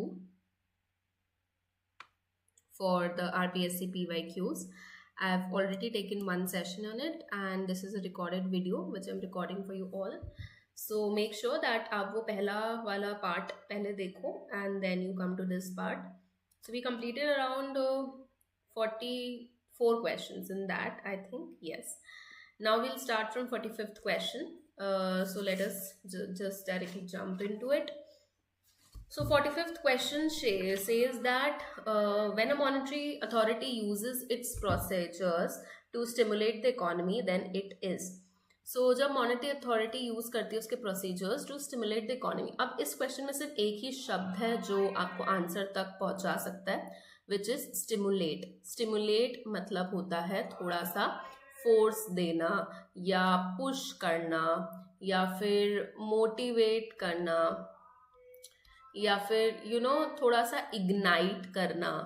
ठीक है, तो स्टिमुलेट का मतलब होता है बेसिकली कि इकोनॉमी को आगे बढ़ाना। ठीक है, तो मॉनेटरी अथॉरिटी जो है वो अपने प्रोसीजर्स यूज करती है इकोनॉमी को आगे बढ़ाने के लिए, इकोनॉमी को डेवलप करने के लिए by with the help of expansionary monetary policy. ठीक है, हम सबको पता है कि मॉनेटरी पॉलिसी दो प्रकार की होती है, एक्सपेंशनरी एंड कॉन्ट्रैक्शनरी। एक्सपेंशनरी मतलब जब आप मनी सप्लाई को बढ़ाते हो, मनी सप्लाई को बढ़ाओगे तो ऑटोमेटिकली आपकी डिमांड बढ़ेगी, इनकम बढ़ेगी, परचेजिंग पावर बढ़ेगी, एम्प्लॉयमेंट बढ़ेगा एंड इकोनॉमी में बूम की कंडीशंस आएंगी। बट अगर आप मॉनेटरी पॉलिसी को घटाते हो तो डिमांड घटेगी, परचेजिंग पावर घटेगी, इनकम घटेगा, एम्प्लॉयमेंट घटेगा, आउटपुट घटेगा, सब कुछ नीचे की तरफ जाएगा। सो अगर मुझे इकोनॉमी को आगे की तरफ पहुंचाना है तो मुझे एक्सपेंशनरी मॉनेटरी पॉलिसी यूज करनी पड़ेगी and that is what the question is asking. तो 45th का आंसर इज ऑप्शन नंबर 2। ठीक है, ये मैंने यहाँ पे एक वर्ड लिख दिया है कि it refers to the actions taken by the government, central bank और other institutions to encourage the economic activity। Economic activity को आगे बढ़ाने के लिए हम लोग मॉनेटरी पॉलिसी का यूज करते हैं जो कि एक्सपेंशनरी मॉनेटरी पॉलिसीज होती है। ठीक है, चलिए next, the two indifference curves can not intersect each other because. दो इंडिफरेंस कर्व्स जो होते हैं, we all know that indifference curves ऐसे दिखते हैं एंड दो इंडिफरेंस कर्व आपस में कभी भी इंटरसेक्ट नहीं होते, क्योंकि इंडिफरेंस कर्व हमें बताते हैं कि what is the level of satisfaction which a consumer can get from consuming a particular combination of goods। ठीक है, तो दो गुड्स के कॉम्बिनेशन से कौन सा लेवल ऑफ सेटिस्फैक्शन कंज्यूमर को मिल सकता है, मैक्सिमम सेटिस्फैक्शन, वो हमें बताता है। Higher then difference curve, higher the amount of satisfaction, ये हमने पढ़ा था।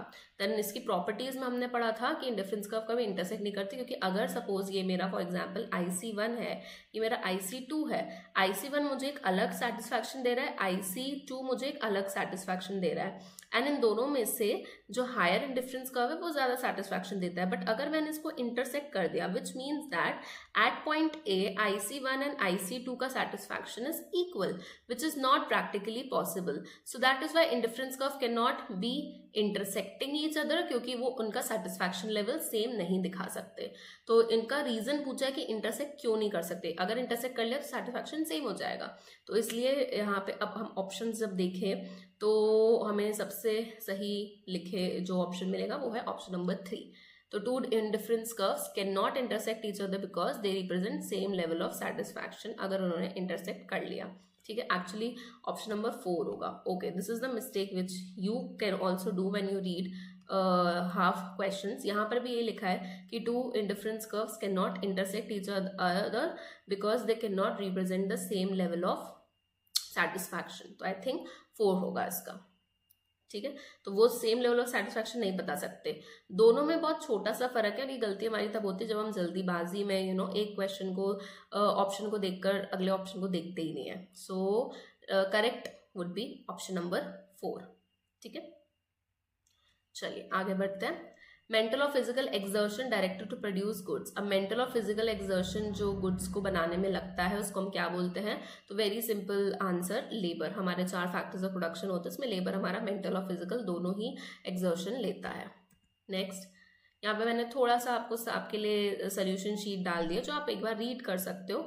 मेंटल मतलब जो आपका इंटेलेक्चुअल एफर्ट लगता है, फिजिकल मतलब जो आपके बॉडीली एफर्ट्स लगता है in order to produce a particular good. Economics is a study of how societies use their scarce resources to produce a commodity and distribute them among different people. This definition is given by whom? So this definition is given by Paul A. Samuelson and William D. Nordhaus. So this is a very static question and अगर आपको definition आती है different economists की तो आप बता सकते हो इसमें, like इसमें कोई भी rocket science नहीं है, कोई concept नहीं है। What is the full form of FTP? तो FTP का फुल फॉर्म क्या होता है? तो FTP का जो फुल फॉर्म है वो है option number 4 which is file transfer protocol. Again very simple question, बस आपसे फुल फॉर्म पूछा है। तो file transfer protocol is the full form of FTP। Then consumer surplus is the difference between. अब consumer surplus is difference between, इसमें इसकी typical definition पूछी है, what the consumer is willing to pay and what he actually pays. ठीक है, अगर मैं चाहती हूँ कि मैं 60 रुपये पे करूँ, मुझे लग रहा है कि हाँ 1 किलो आम तो 60 रुपये के आएंगे, बट मैं सब्जी मंडी में गई और उसने मुझे बोला कि नहीं मैम 1 किलो आम तो 40 रुपीज़ के आ रहा है, तो आई एम विलिंग टू पे 60 rupees but I am actually paying 40 rupees. मतलब जो मेरा ये 20 रुपये बचा है ये मेरा सरप्लस हो गया है। ठीक है, so this is what is consumer surplus, कि कितना मैं चाहती हूँ और कितना मैं पे कर रही हूँ। ऑब्वियसली मुझे फायदा हो रहा है, सरप्लस मतलब फायदा ही होता है, तो दैट यहाँ मुझे 20 रुपये का फायदा हो रहा है। ठीक है, और अगर आप इसको डायग्रामेटिकली देखो तो हमेशा एक ट्रिक होती है which is demand curve and which is supply curve. ठीक है, अगर मैं डिमांड कर्व को थोड़ा टच कर दूँ, सप्लाई को भी टच करवा दूँ।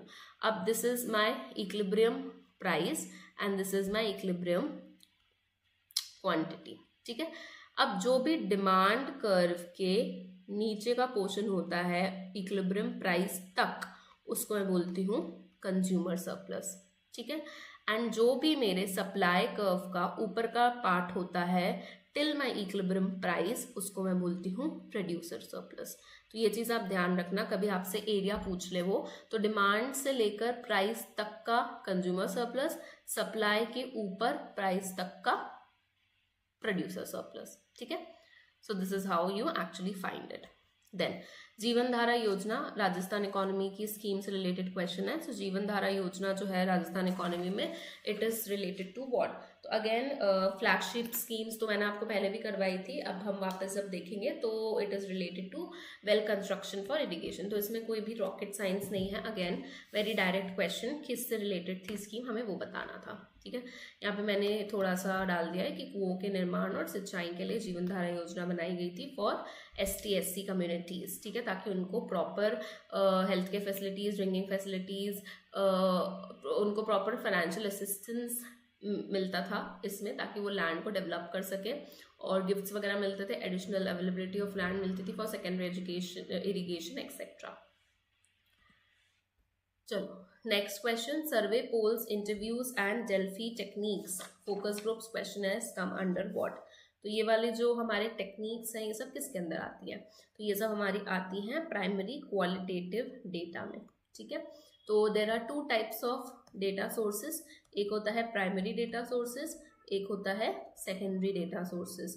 प्राइमरी डेटा सोर्सेज जो फर्स्ट हैंड कहलाता है, जो हम खुद कलेक्ट करते हैं, सेकेंडरी जो हम लोग किसी रिपोर्ट से, जर्नल से, मैगजीन से उठा लेते हैं, सेकेंड हैंड सोर्स रहता है। ठीक है, तो ये सारे टेक्निक्स की प्राइमरी टेक्निक्स लिखी है यहाँ पर। अब इसमें बस ये फर्क है कि कौन सी क्वांटिटेटिव है, कौन सी क्वालिटेटिव है। तो सर्वेज, पोल्स, इंटरव्यूज, डेल्फी, अगर मैं इसमें आपको फ़र्क बताऊँ, सर्वे मतलब बेसिकली हम सर्वे जो क्वेश्चनर फ्लोट कर सर्वे लेते हैं, पोल्स मतलब जो हम पोलिंग करवाते हैं चॉइस के बीच, इंटरव्यू तो हम सबको पता है, डेल्फी टेक्निक्स एक फोकस ग्रुप रहता है जहाँ पे एक एक्सपर्ट आपका इंटरव्यू लेता है, फोकस ग्रुप्स मतलब 3-4 एक्सपर्ट्स बैठे रहते हैं आपका इंटरव्यू लेने, एंड क्वेश्चनर जिसमें हम एक क्वेश्चनर बनाते हैं एंड देन लोगों को देते हैं। ये सारी टेक्निक्स लोगों के ओपिनियंस, लोगों के व्यूज़ जानने के लिए की जाती है, एंड दैट इज़ वाई इसको बोला गया है प्राइमरी क्वालिटेटिव टेक्निक्स, क्योंकि ये लोगों को भी ओपिनियंस को बताती है जो कि सब्जेक्टिव होता है, जो कि हर इंसान का अलग अलग होगा। ठीक है, तो ये भी अच्छा क्वेश्चन था, क्योंकि आपको प्राइमरी क्वांटिटेटिव और प्राइमरी क्वालिटेटिव में थोड़ा सा लग सकता है कंफ्यूजन, बट क्योंकि ये सब चीज़ें ही इंटरव्यू हम क्यों करते हैं, ताकि हम जान सके कि आपकी पर्सनैलिटी कैसी है, हाँ आपके व्यूज़ कैसे हैं, आप बोल कैसे रहे हो, आप सोच कैसे रहे हो, आप फील कैसे कर रहे हो, उन सब के लिए। So the correct answer to question number 52 is option number 2। यहाँ पे मैंने थोड़ा सा एक्सप्लेनेशन डाल दिया है। Next, Mundell Fleming model has been use to argue that. तो मुंडल फ्लेमिंग मॉडल जो है हमारा, जो इंटरनेशनल इकोनॉमिक्स का काफ़ी इंपॉर्टेंट मॉडल है और ये ISLM का ही एक्सटेंडेड फ्रेमवर्क है। तो ये हमें क्या बताता है, तो कुछ ऑप्शंस दिए हैं। तो economy can not simultaneously maintain a fixed exchange rate, free capital movement and independent monetary policy, यही इसका आंसर है। ठीक है, तो मुंडल फ्लेमिंग मॉडल में हमें ये बताया गया था कि कैसे हम इंटरनल और एक्सटर्नल बैलेंस को मैनेज करके चल सके with the help of our DP curve. ठीक है। तो इसका ये टॉपिक जो है, ये टॉपिक आप पहले नोट से पढ़ना, because this is a very important topic. ISLM और मुंडल फ्लेमिंग से आप 2-3 क्वेश्चंस एक्सपेक्ट कर सकते हो, ठीक है। तो यहाँ पे इकोनॉमी हमेशा फ्लोटिंग रखती है, नहीं इकोनॉमी फिक्स भी रख सकती है। मेंटेन्स इक्विलिब्रियम, कौन सा इक्विलिब्रियम ये नहीं बताया। Always maintain a fixed capital movement and a fixed exchange rate, नहीं ऐसा नहीं है, फ्लेक्सिबल एक्सचेंज रेट भी होता है। तो 1, 2, 3 एंड 4 ऑप्शंस अगर हमारे इरेज हो गए तो the correct option is option number 1, जिसको हम लोग इम्पॉसिबल ट्रिनिटी भी बोलते हैं, कि ये तीनों चीजें एक साथ नहीं चल सकती, ठीक है। तो that is what is written है। मैंने यहाँ एक्सप्लेनेशन डाला है कि इसको हम लोग इम्पॉसिबल ट्रिनिटी या ट्रायलेमा भी बोलते हैं। बहुत बार क्वेश्चन में ये भी आता है कि ट्रायलेमा के कंपोनेंट्स कौन कौन से हैं, कि क्या ऐसी 3 चीजें हैं जो एक साथ नहीं हो सकती मुंडल फ्लेमिंग में। तो ये बहुत इंपॉर्टेंट है, इसको आप याद रखना। फिक्स्ड एक्सचेंज रेट नहीं हो सकता, फ्री कैपिटल मूवमेंट नहीं हो सकता, और इंडिपेंडेंट मॉनेटरी पॉलिसी नहीं हो सकती, ठीक है। Independent monetary policy, fixed exchange rate and free capital movement. चलिए, A monopolist is able to maximize his profits when, एक मोनोपोलिस्ट अपने प्रॉफिट्स को मैक्सिमाइज कर सकता है। तो ये हमारी इक्विलिब्रियम कंडीशन ही दी गई है। तो इक्विलिब्रियम कंडीशन होती है हमारी MR is equals to MC and MC should cut the MR curve from below. तो the correct answer is 4th, when is marginal cost is equal to the marginal revenue, ठीक है। तो 54th का correct answer is option number 4, ये मैंने दिया है। इसके सारे ऑप्शंस क्यों गलत हैं, अलग apart from the 4th, apart from MC is equals to MR, उसका एक्सप्लेनेशन, ठीक है। चलिए आगे बढ़ते हैं। Which of the following pair is correct. So again teaching pedagogy का क्वेश्चन है, तो कौन सा पेयर इसमें से करेक्ट है। तो the only pair which is correct is Thorndike and connectionism. तो बाकी इसके अलावा कोई भी करेक्ट पेयर्स नहीं है। यहाँ पे मैंने डाल के रखा है कि किसके क्या कनेक्ट पेयर है। थॉर्नडके ने थ्योरी ऑफ कनेक्शनिज्म दी थी, कर्ट लेविन ने फील्ड थ्योरी दी थी, मैस्लो ने ह्यूमनिस्टिक थ्योरी दी थी या हायरार्की ऑफ नीड्स की थ्योरी दी थी, और स्किनर ने ऑपरेंट कंडीशनिंग दी थी, क्लासिकल कंडीशनिंग पावलोव ने दी थी, ठीक है। ये सब हम लोग टीचिंग मेथोडोलॉजी में पढ़ते हैं। Correct answer is option number 2। The formula of median is use to find, हम लोग ने आई थिंक लास्ट क्लास में ही डिस्कस किया था। मीन मतलब एवरेज वैल्यू, मीडियन मतलब मिडिल वैल्यू, मोड मतलब मोस्ट फ्रीक्वेंटली अकरिंग ऑब्जर्वेशन। तो highest frequently value after arranging the other values in the data set, oh ma'am कुछ अलग लग रहा है। Lowest frequency value after arranging the value, नहीं। Middle most value after arranging the other value data set, yes. ये ना highest है ना ये लोएस्ट है, ये मिडिल मोस्ट रहता है। मीडियन से हमेशा याद रखना, मीडियन का कीवर्ड है मिडिल, ठीक है। तो मिडिल मोस्ट, तो I think very easy question, you will be able to do it. 56 का, the theory of demand for money has been derived from. तो जो theory of demand for money है ये कहाँ से निकली है। सबसे पहले तो theory of demand for money दी किसने है, theory of demand for money दी है आर्विंग फिशर ने। तो इसको हम लोग फिशर्स इक्वेशन भी बोलते हैं, जो कि है MV is equals to PT, जहाँ पे V और T कांस्टेंट रहता है। तो हमें इसका एनालिसिस पता चलता है कि मनी सप्लाई और प्राइस के बीच में डायरेक्ट रिलेशनशिप है। मनी सप्लाई बढ़ेगा तो प्राइस बढ़ेगी, मनी सप्लाई घटेगा तो प्राइस घटेगी। So the theory of demand from money has been derived from equation of exchange, और इसी को हम लोग इक्वेशन ऑफ एक्सचेंज भी बोलते हैं, जिसके बेसिस पे हमने ये थ्योरी बनाई, ठीक है। This is very important concept, MV is equals to PT। यहाँ पे मैंने एक्सप्लेनेशन भी डाल के रखा है इसका। ये हमारी इक्वेशन ऑफ एक्सचेंज फिशर ने दी थी। M money supply, V velocity, P price level, T is volume of transactions, ठीक है। तो इस इक्वेशन से हम समझ सकते हैं कि ट्रांजैक्टरी मोटिव क्या होता है डिमांड ऑफ मनी का। Next, apex body for foreign trade in India is, apex body for foreign trade in India क्या होगी। तो अब ये वाला question is a good question and is a googly question, ठीक है। तो यूजुअली जो तुक्का लगा के आएंगे वो शायद रिजर्व बैंक ऑफ इंडिया लगाकर आ जाए, विच इज ऑल्सो फाइन, क्योंकि स्टेट बैंक हो नहीं सकता मैम, एपिक्स की बात करी है। एग्जिम बैंक थोड़ा लग रहा है, क्योंकि एग्जिम बैंक डील करता है एक्सपोर्ट इम्पोर्ट से। अब एक्सपोर्ट इम्पोर्ट ही फॉरेन ट्रेड का पार्ट होता है, तो शायद ये लग सकता है। RBI भी लग रहा है, मिनिस्ट्री ऑफ कॉमर्स तो मैम हो गई नहीं, ठीक है। But let me tell you, उसका correct answer is 4th, which is ministry of commerce. क्योंकि जो एपिक्स बॉडी है जो फॉरेन ट्रेड इन इंडिया को देखती है वो है directorate general of foreign trade, DGFT, जिसको हम लोग बोलते हैं, ठीक है। And it is what, it is an attached body of ministry of commerce. तो आपको डायरेक्टली DGFT तो दे के नहीं रखा, पर आपको मिनिस्ट्री ऑफ कॉमर्स दे के रखा है। तो DGFT मिनिस्ट्री ऑफ कॉमर्स की ही एक अटैच्ड बॉडी है जो कि हमारे कंट्री में फॉरेन ट्रेड को मैनेज करती है। So the correct answer to question number 58 will be option number 4, ठीक है। तो ये it was a nice question. चलो, तो let us move forward to next question. ये मैंने यहाँ पे इन्फॉर्मेशन दे दी है, ठीक है। तो it formulates and implement foreign trade policy, import export को रेगुलेट करता है, एक्सपोर्ट प्रमोशन में हेल्प करता है, इंपोर्ट एक्सपोर्ट कोड को इशू करता है, ठीक है। मिनिस्ट्री ऑफ कॉमर्स के अंदर काम करता है ये। Name the teaching model which trains learner in purposeful questioning. तो ऐसा कौन सा टीचिंग मॉडल है जो लर्नर को पर्पसफुल क्वेश्चनिंग में ट्रेन करता है? Again teaching pedagogy, second option. Inquiry training model एक ऐसा मॉडल है। This is the explanation, you can have a look. I will not spend much time in teaching pedagogy because this is not my niche. Then non-probability sampling are okay.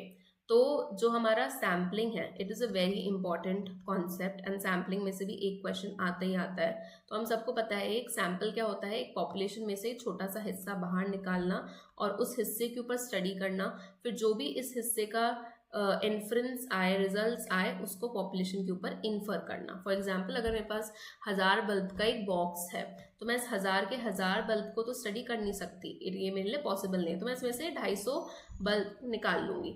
अब इन 250 bulb को check करूंगी, अगर ये मेरे 250 bulb सही निकले तो मैं ये इन्फ्रेंस निकाल दूंगी कि मेरे 1000 के 1000 बल्ब सही है। अगर ये मेरे 250 बल्ब गलत निकले तो मैं ये इन्फ्रेंस निकाल दूंगी कि मेरे 1000 के 1000 बल्ब गलत है। तो सैंपल से हम पॉपुलेशन के लिए इन्फ्रेंस निकालते हैं, इस प्रोसेस को हम लोग बोलते हैं सैम्पलिंग।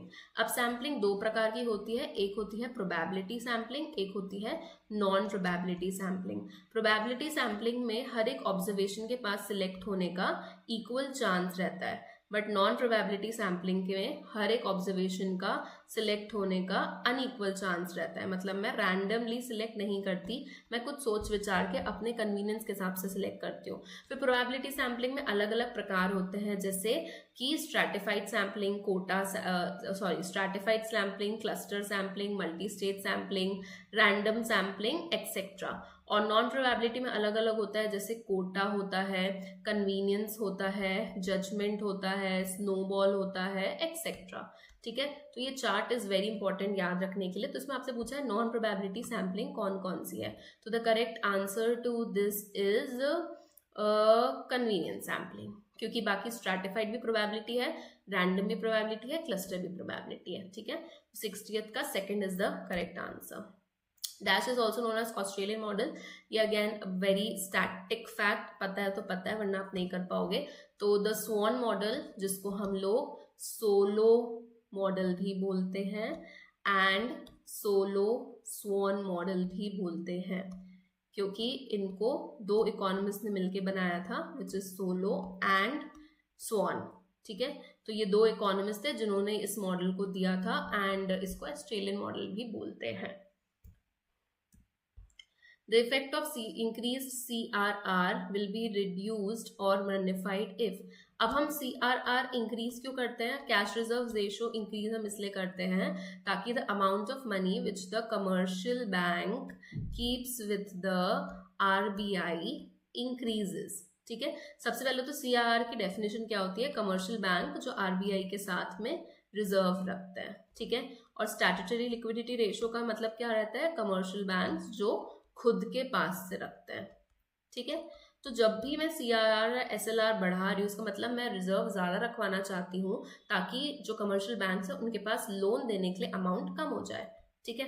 तो अब इसका मतलब यह है कि मैंने सीआरआर इंक्रीज कर दिया, मतलब मैं चाहती हूँ कि लोन्स जो है वो कम दे, क्योंकि रिजर्व ज्यादा रखे कमर्शियल बैंक। अगर पहले 100 में से कमर्शियल बैंक 50 रुपए रिजर्व रखते थे और 50 रुपए लेंड कर देते थे, अब मैंने अगर अपना सीआरआर इंक्रीज कर दिया है, इसका मतलब 100 में से अब उसको 60 रुपए रिजर्व रखना पड़ेगा और 40 रुपए ही लेंड करने मिलेगा। तो आप देखो लेंडिंग का जो पैसा है ये उनके पास कम हो गया। ठीक है, तो अब ठीक है, अब इतना समझ आ गया, increase CRR will be reduced, effect of increase CRR will be reduce. अब सीआरआर का जो इफेक्ट है जिससे हमें लोन कम करना है, कि कैसे रिड्यूस होगा, जब बैंक रेट रिड्यूस हो जाएगा, security sold in open market, SLR increase, नहीं, सीआरआर इंक्रीज और एसएलआर इंक्रीज करने का तो सेम ही मोटिव रहेगा, कोई इफेक्ट नहीं होगा। People do not borrow from non banking institution, this is तो not even an option.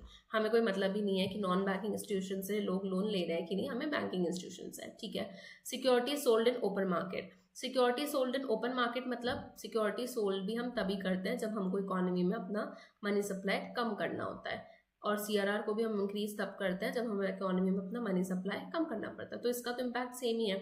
Bank rate is reduce, bank rate का मतलब क्या रहता है, the rate at which commercial banks gives loan to what, whom, what is the bank rate?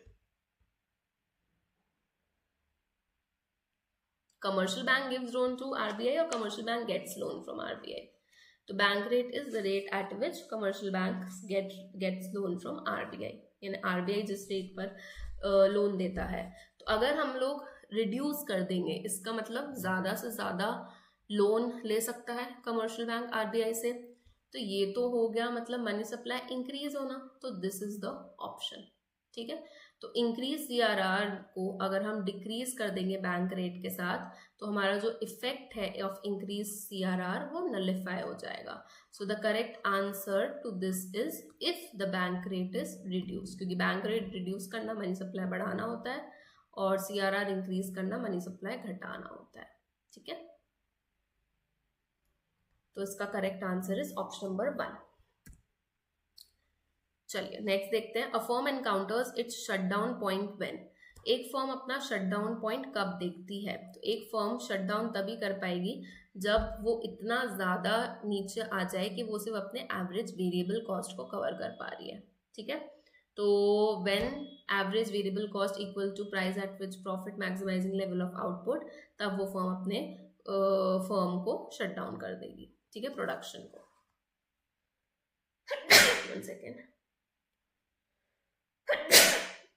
इसके लिए मैंने एक डायग्राम ऐड करा है आगे। तो ये है हमारा ब्रेक इवन पॉइंट, जब हमारा टोटल कॉस्ट और मार्जिनल कॉस्ट का कर्व्स इंटरसेक्ट करते हैं, एंड जब हमारा एवरेज कॉस्ट और मार्जिनल कॉस्ट का कर्व इंटरसेक्ट करता है तो इसको हम लोग बोलते हैं शट डाउन पॉइंट। इसके बाद अगर फर्म और ज़्यादा प्रोडक्शन करती है तो उसको और ज़्यादा लॉसेज होंगे। तो जब तक वो अपने वेरिएबल कॉस्ट कवर कर पा रही है, वेरिएबल कॉस्ट तब तक ठीक है, वेरिएबल कॉस्ट की इक्वल हो गया उसका रेवेन्यू अगर, तो फिर वो शट डाउन कर देगी फर्म को। तो correct option is option number 2। चलो, deficit budget is explain as, अब बजट के 2 प्रकार होते हैं, एक होता है डेफिसिट, एक होता है सरप्लस। तो हम सबको पता है कि सरप्लस बजट मतलब जब हमारे revenue is greater than expenditure, but deficit is जब हमारा expenditure is greater than revenue. तो I think very easy question, deficit budget is when expenses exceed revenue, yes. When revenue exceeds expenses, no, this is surplus, no, this is balanced budget, जब हमारे revenue और expenses हमेशा equal होते हैं। So the correct answer for 64th is option number 1। Net national product at factor cost, अब पहले तो इसको लिख लो NNPFC। तो NNPFC is equal to what? So we all know that national income को हम लोग NNPFC भी बोलते हैं। सो easy question and a direct question, it is equal to the national income. It is not less than the national income, it is not more than the national income, it is not sometimes less. NNPFC is national income. ठीक है, और अगर मैं ऐसा लिख दूं NDPFC, तो this is called as my domestic income। ठीक है, याद करो हम लोग 3 प्रकार के मेथड्स पढ़ते थे, income method, product method and expenditure method. तो उसमें जो इनकम मेथड होता था, इनकम मेथड के सारे कंपोनेंट्स को ऐड कर कर हम लोग को डायरेक्टली नेशनल इनकम मिलता था, बट बाकी सारे में हम लोग को GDP MP मिलता था। तो GDP MP में then we used to do our further manipulations and take out NNPFC। ठीक है, तो NNPFC is net national product at factor cost which is equal to the national income.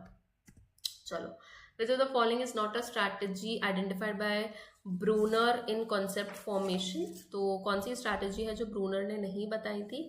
So correct answer for 66th is perceptibility. This was what he didn't tell. तो यहाँ पे मैंने explanation डाला है.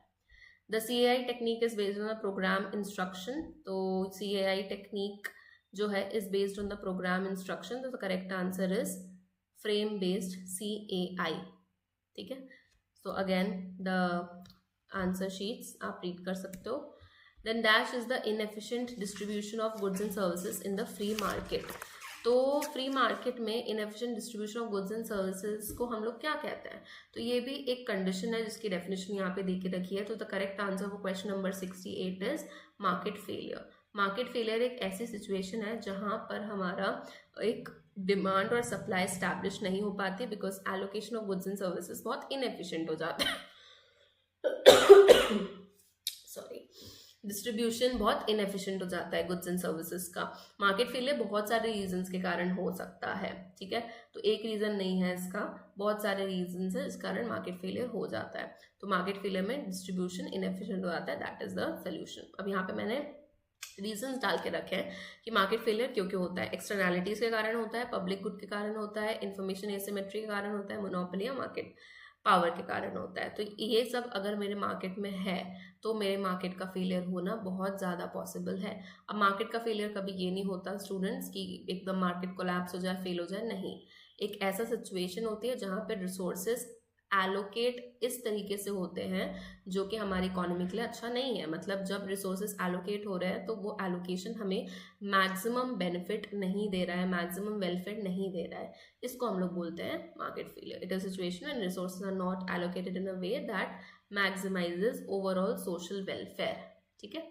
तो externalities, public goods, information asymmetry, monopoly और market power के कारण होता है. Then according to Piaget the second stage, again teaching pedagogy.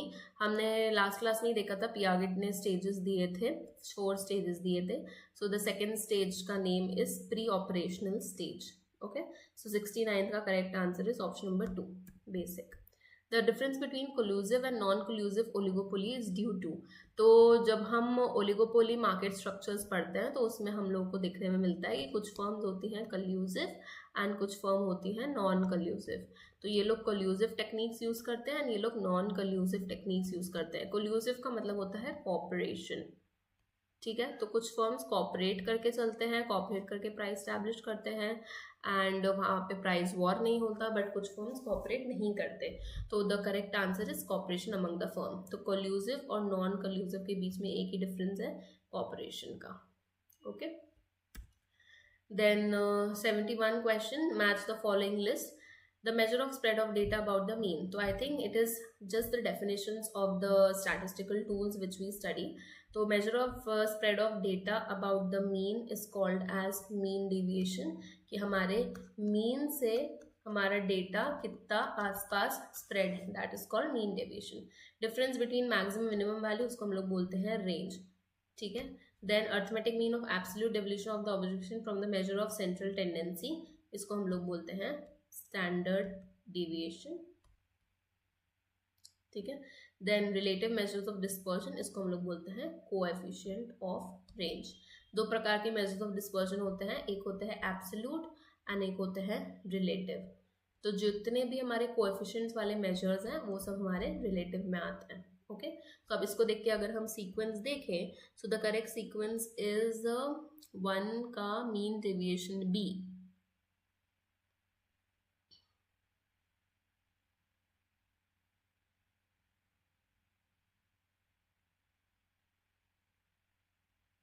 Okay, 1 second, let me check.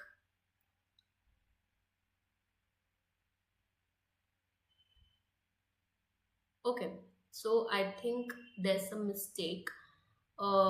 इसको देखकर हम लोग जज कर सकते हैं. अगर हम सेकंड को देखें तो सेकंड का आंसर सी ही होना चाहिए. ठीक है. मतलब सेकंड का रेंज ही होना चाहिए. तो अगर हम एलिमिनेशन मेथड को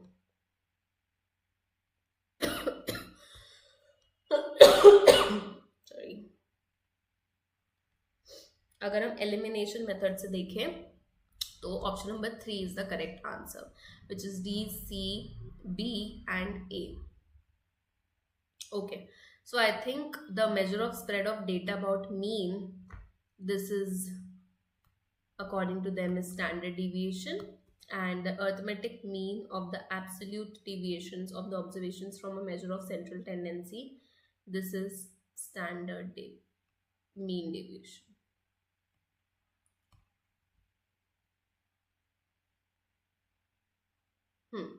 तो ये मुझे थोड़ा सा चेक करना पड़ेगा एक बार. I think there some issue in this question, तो ये मैं एक बार चेक करूंगी एंड देन फिर वील डिस्कस.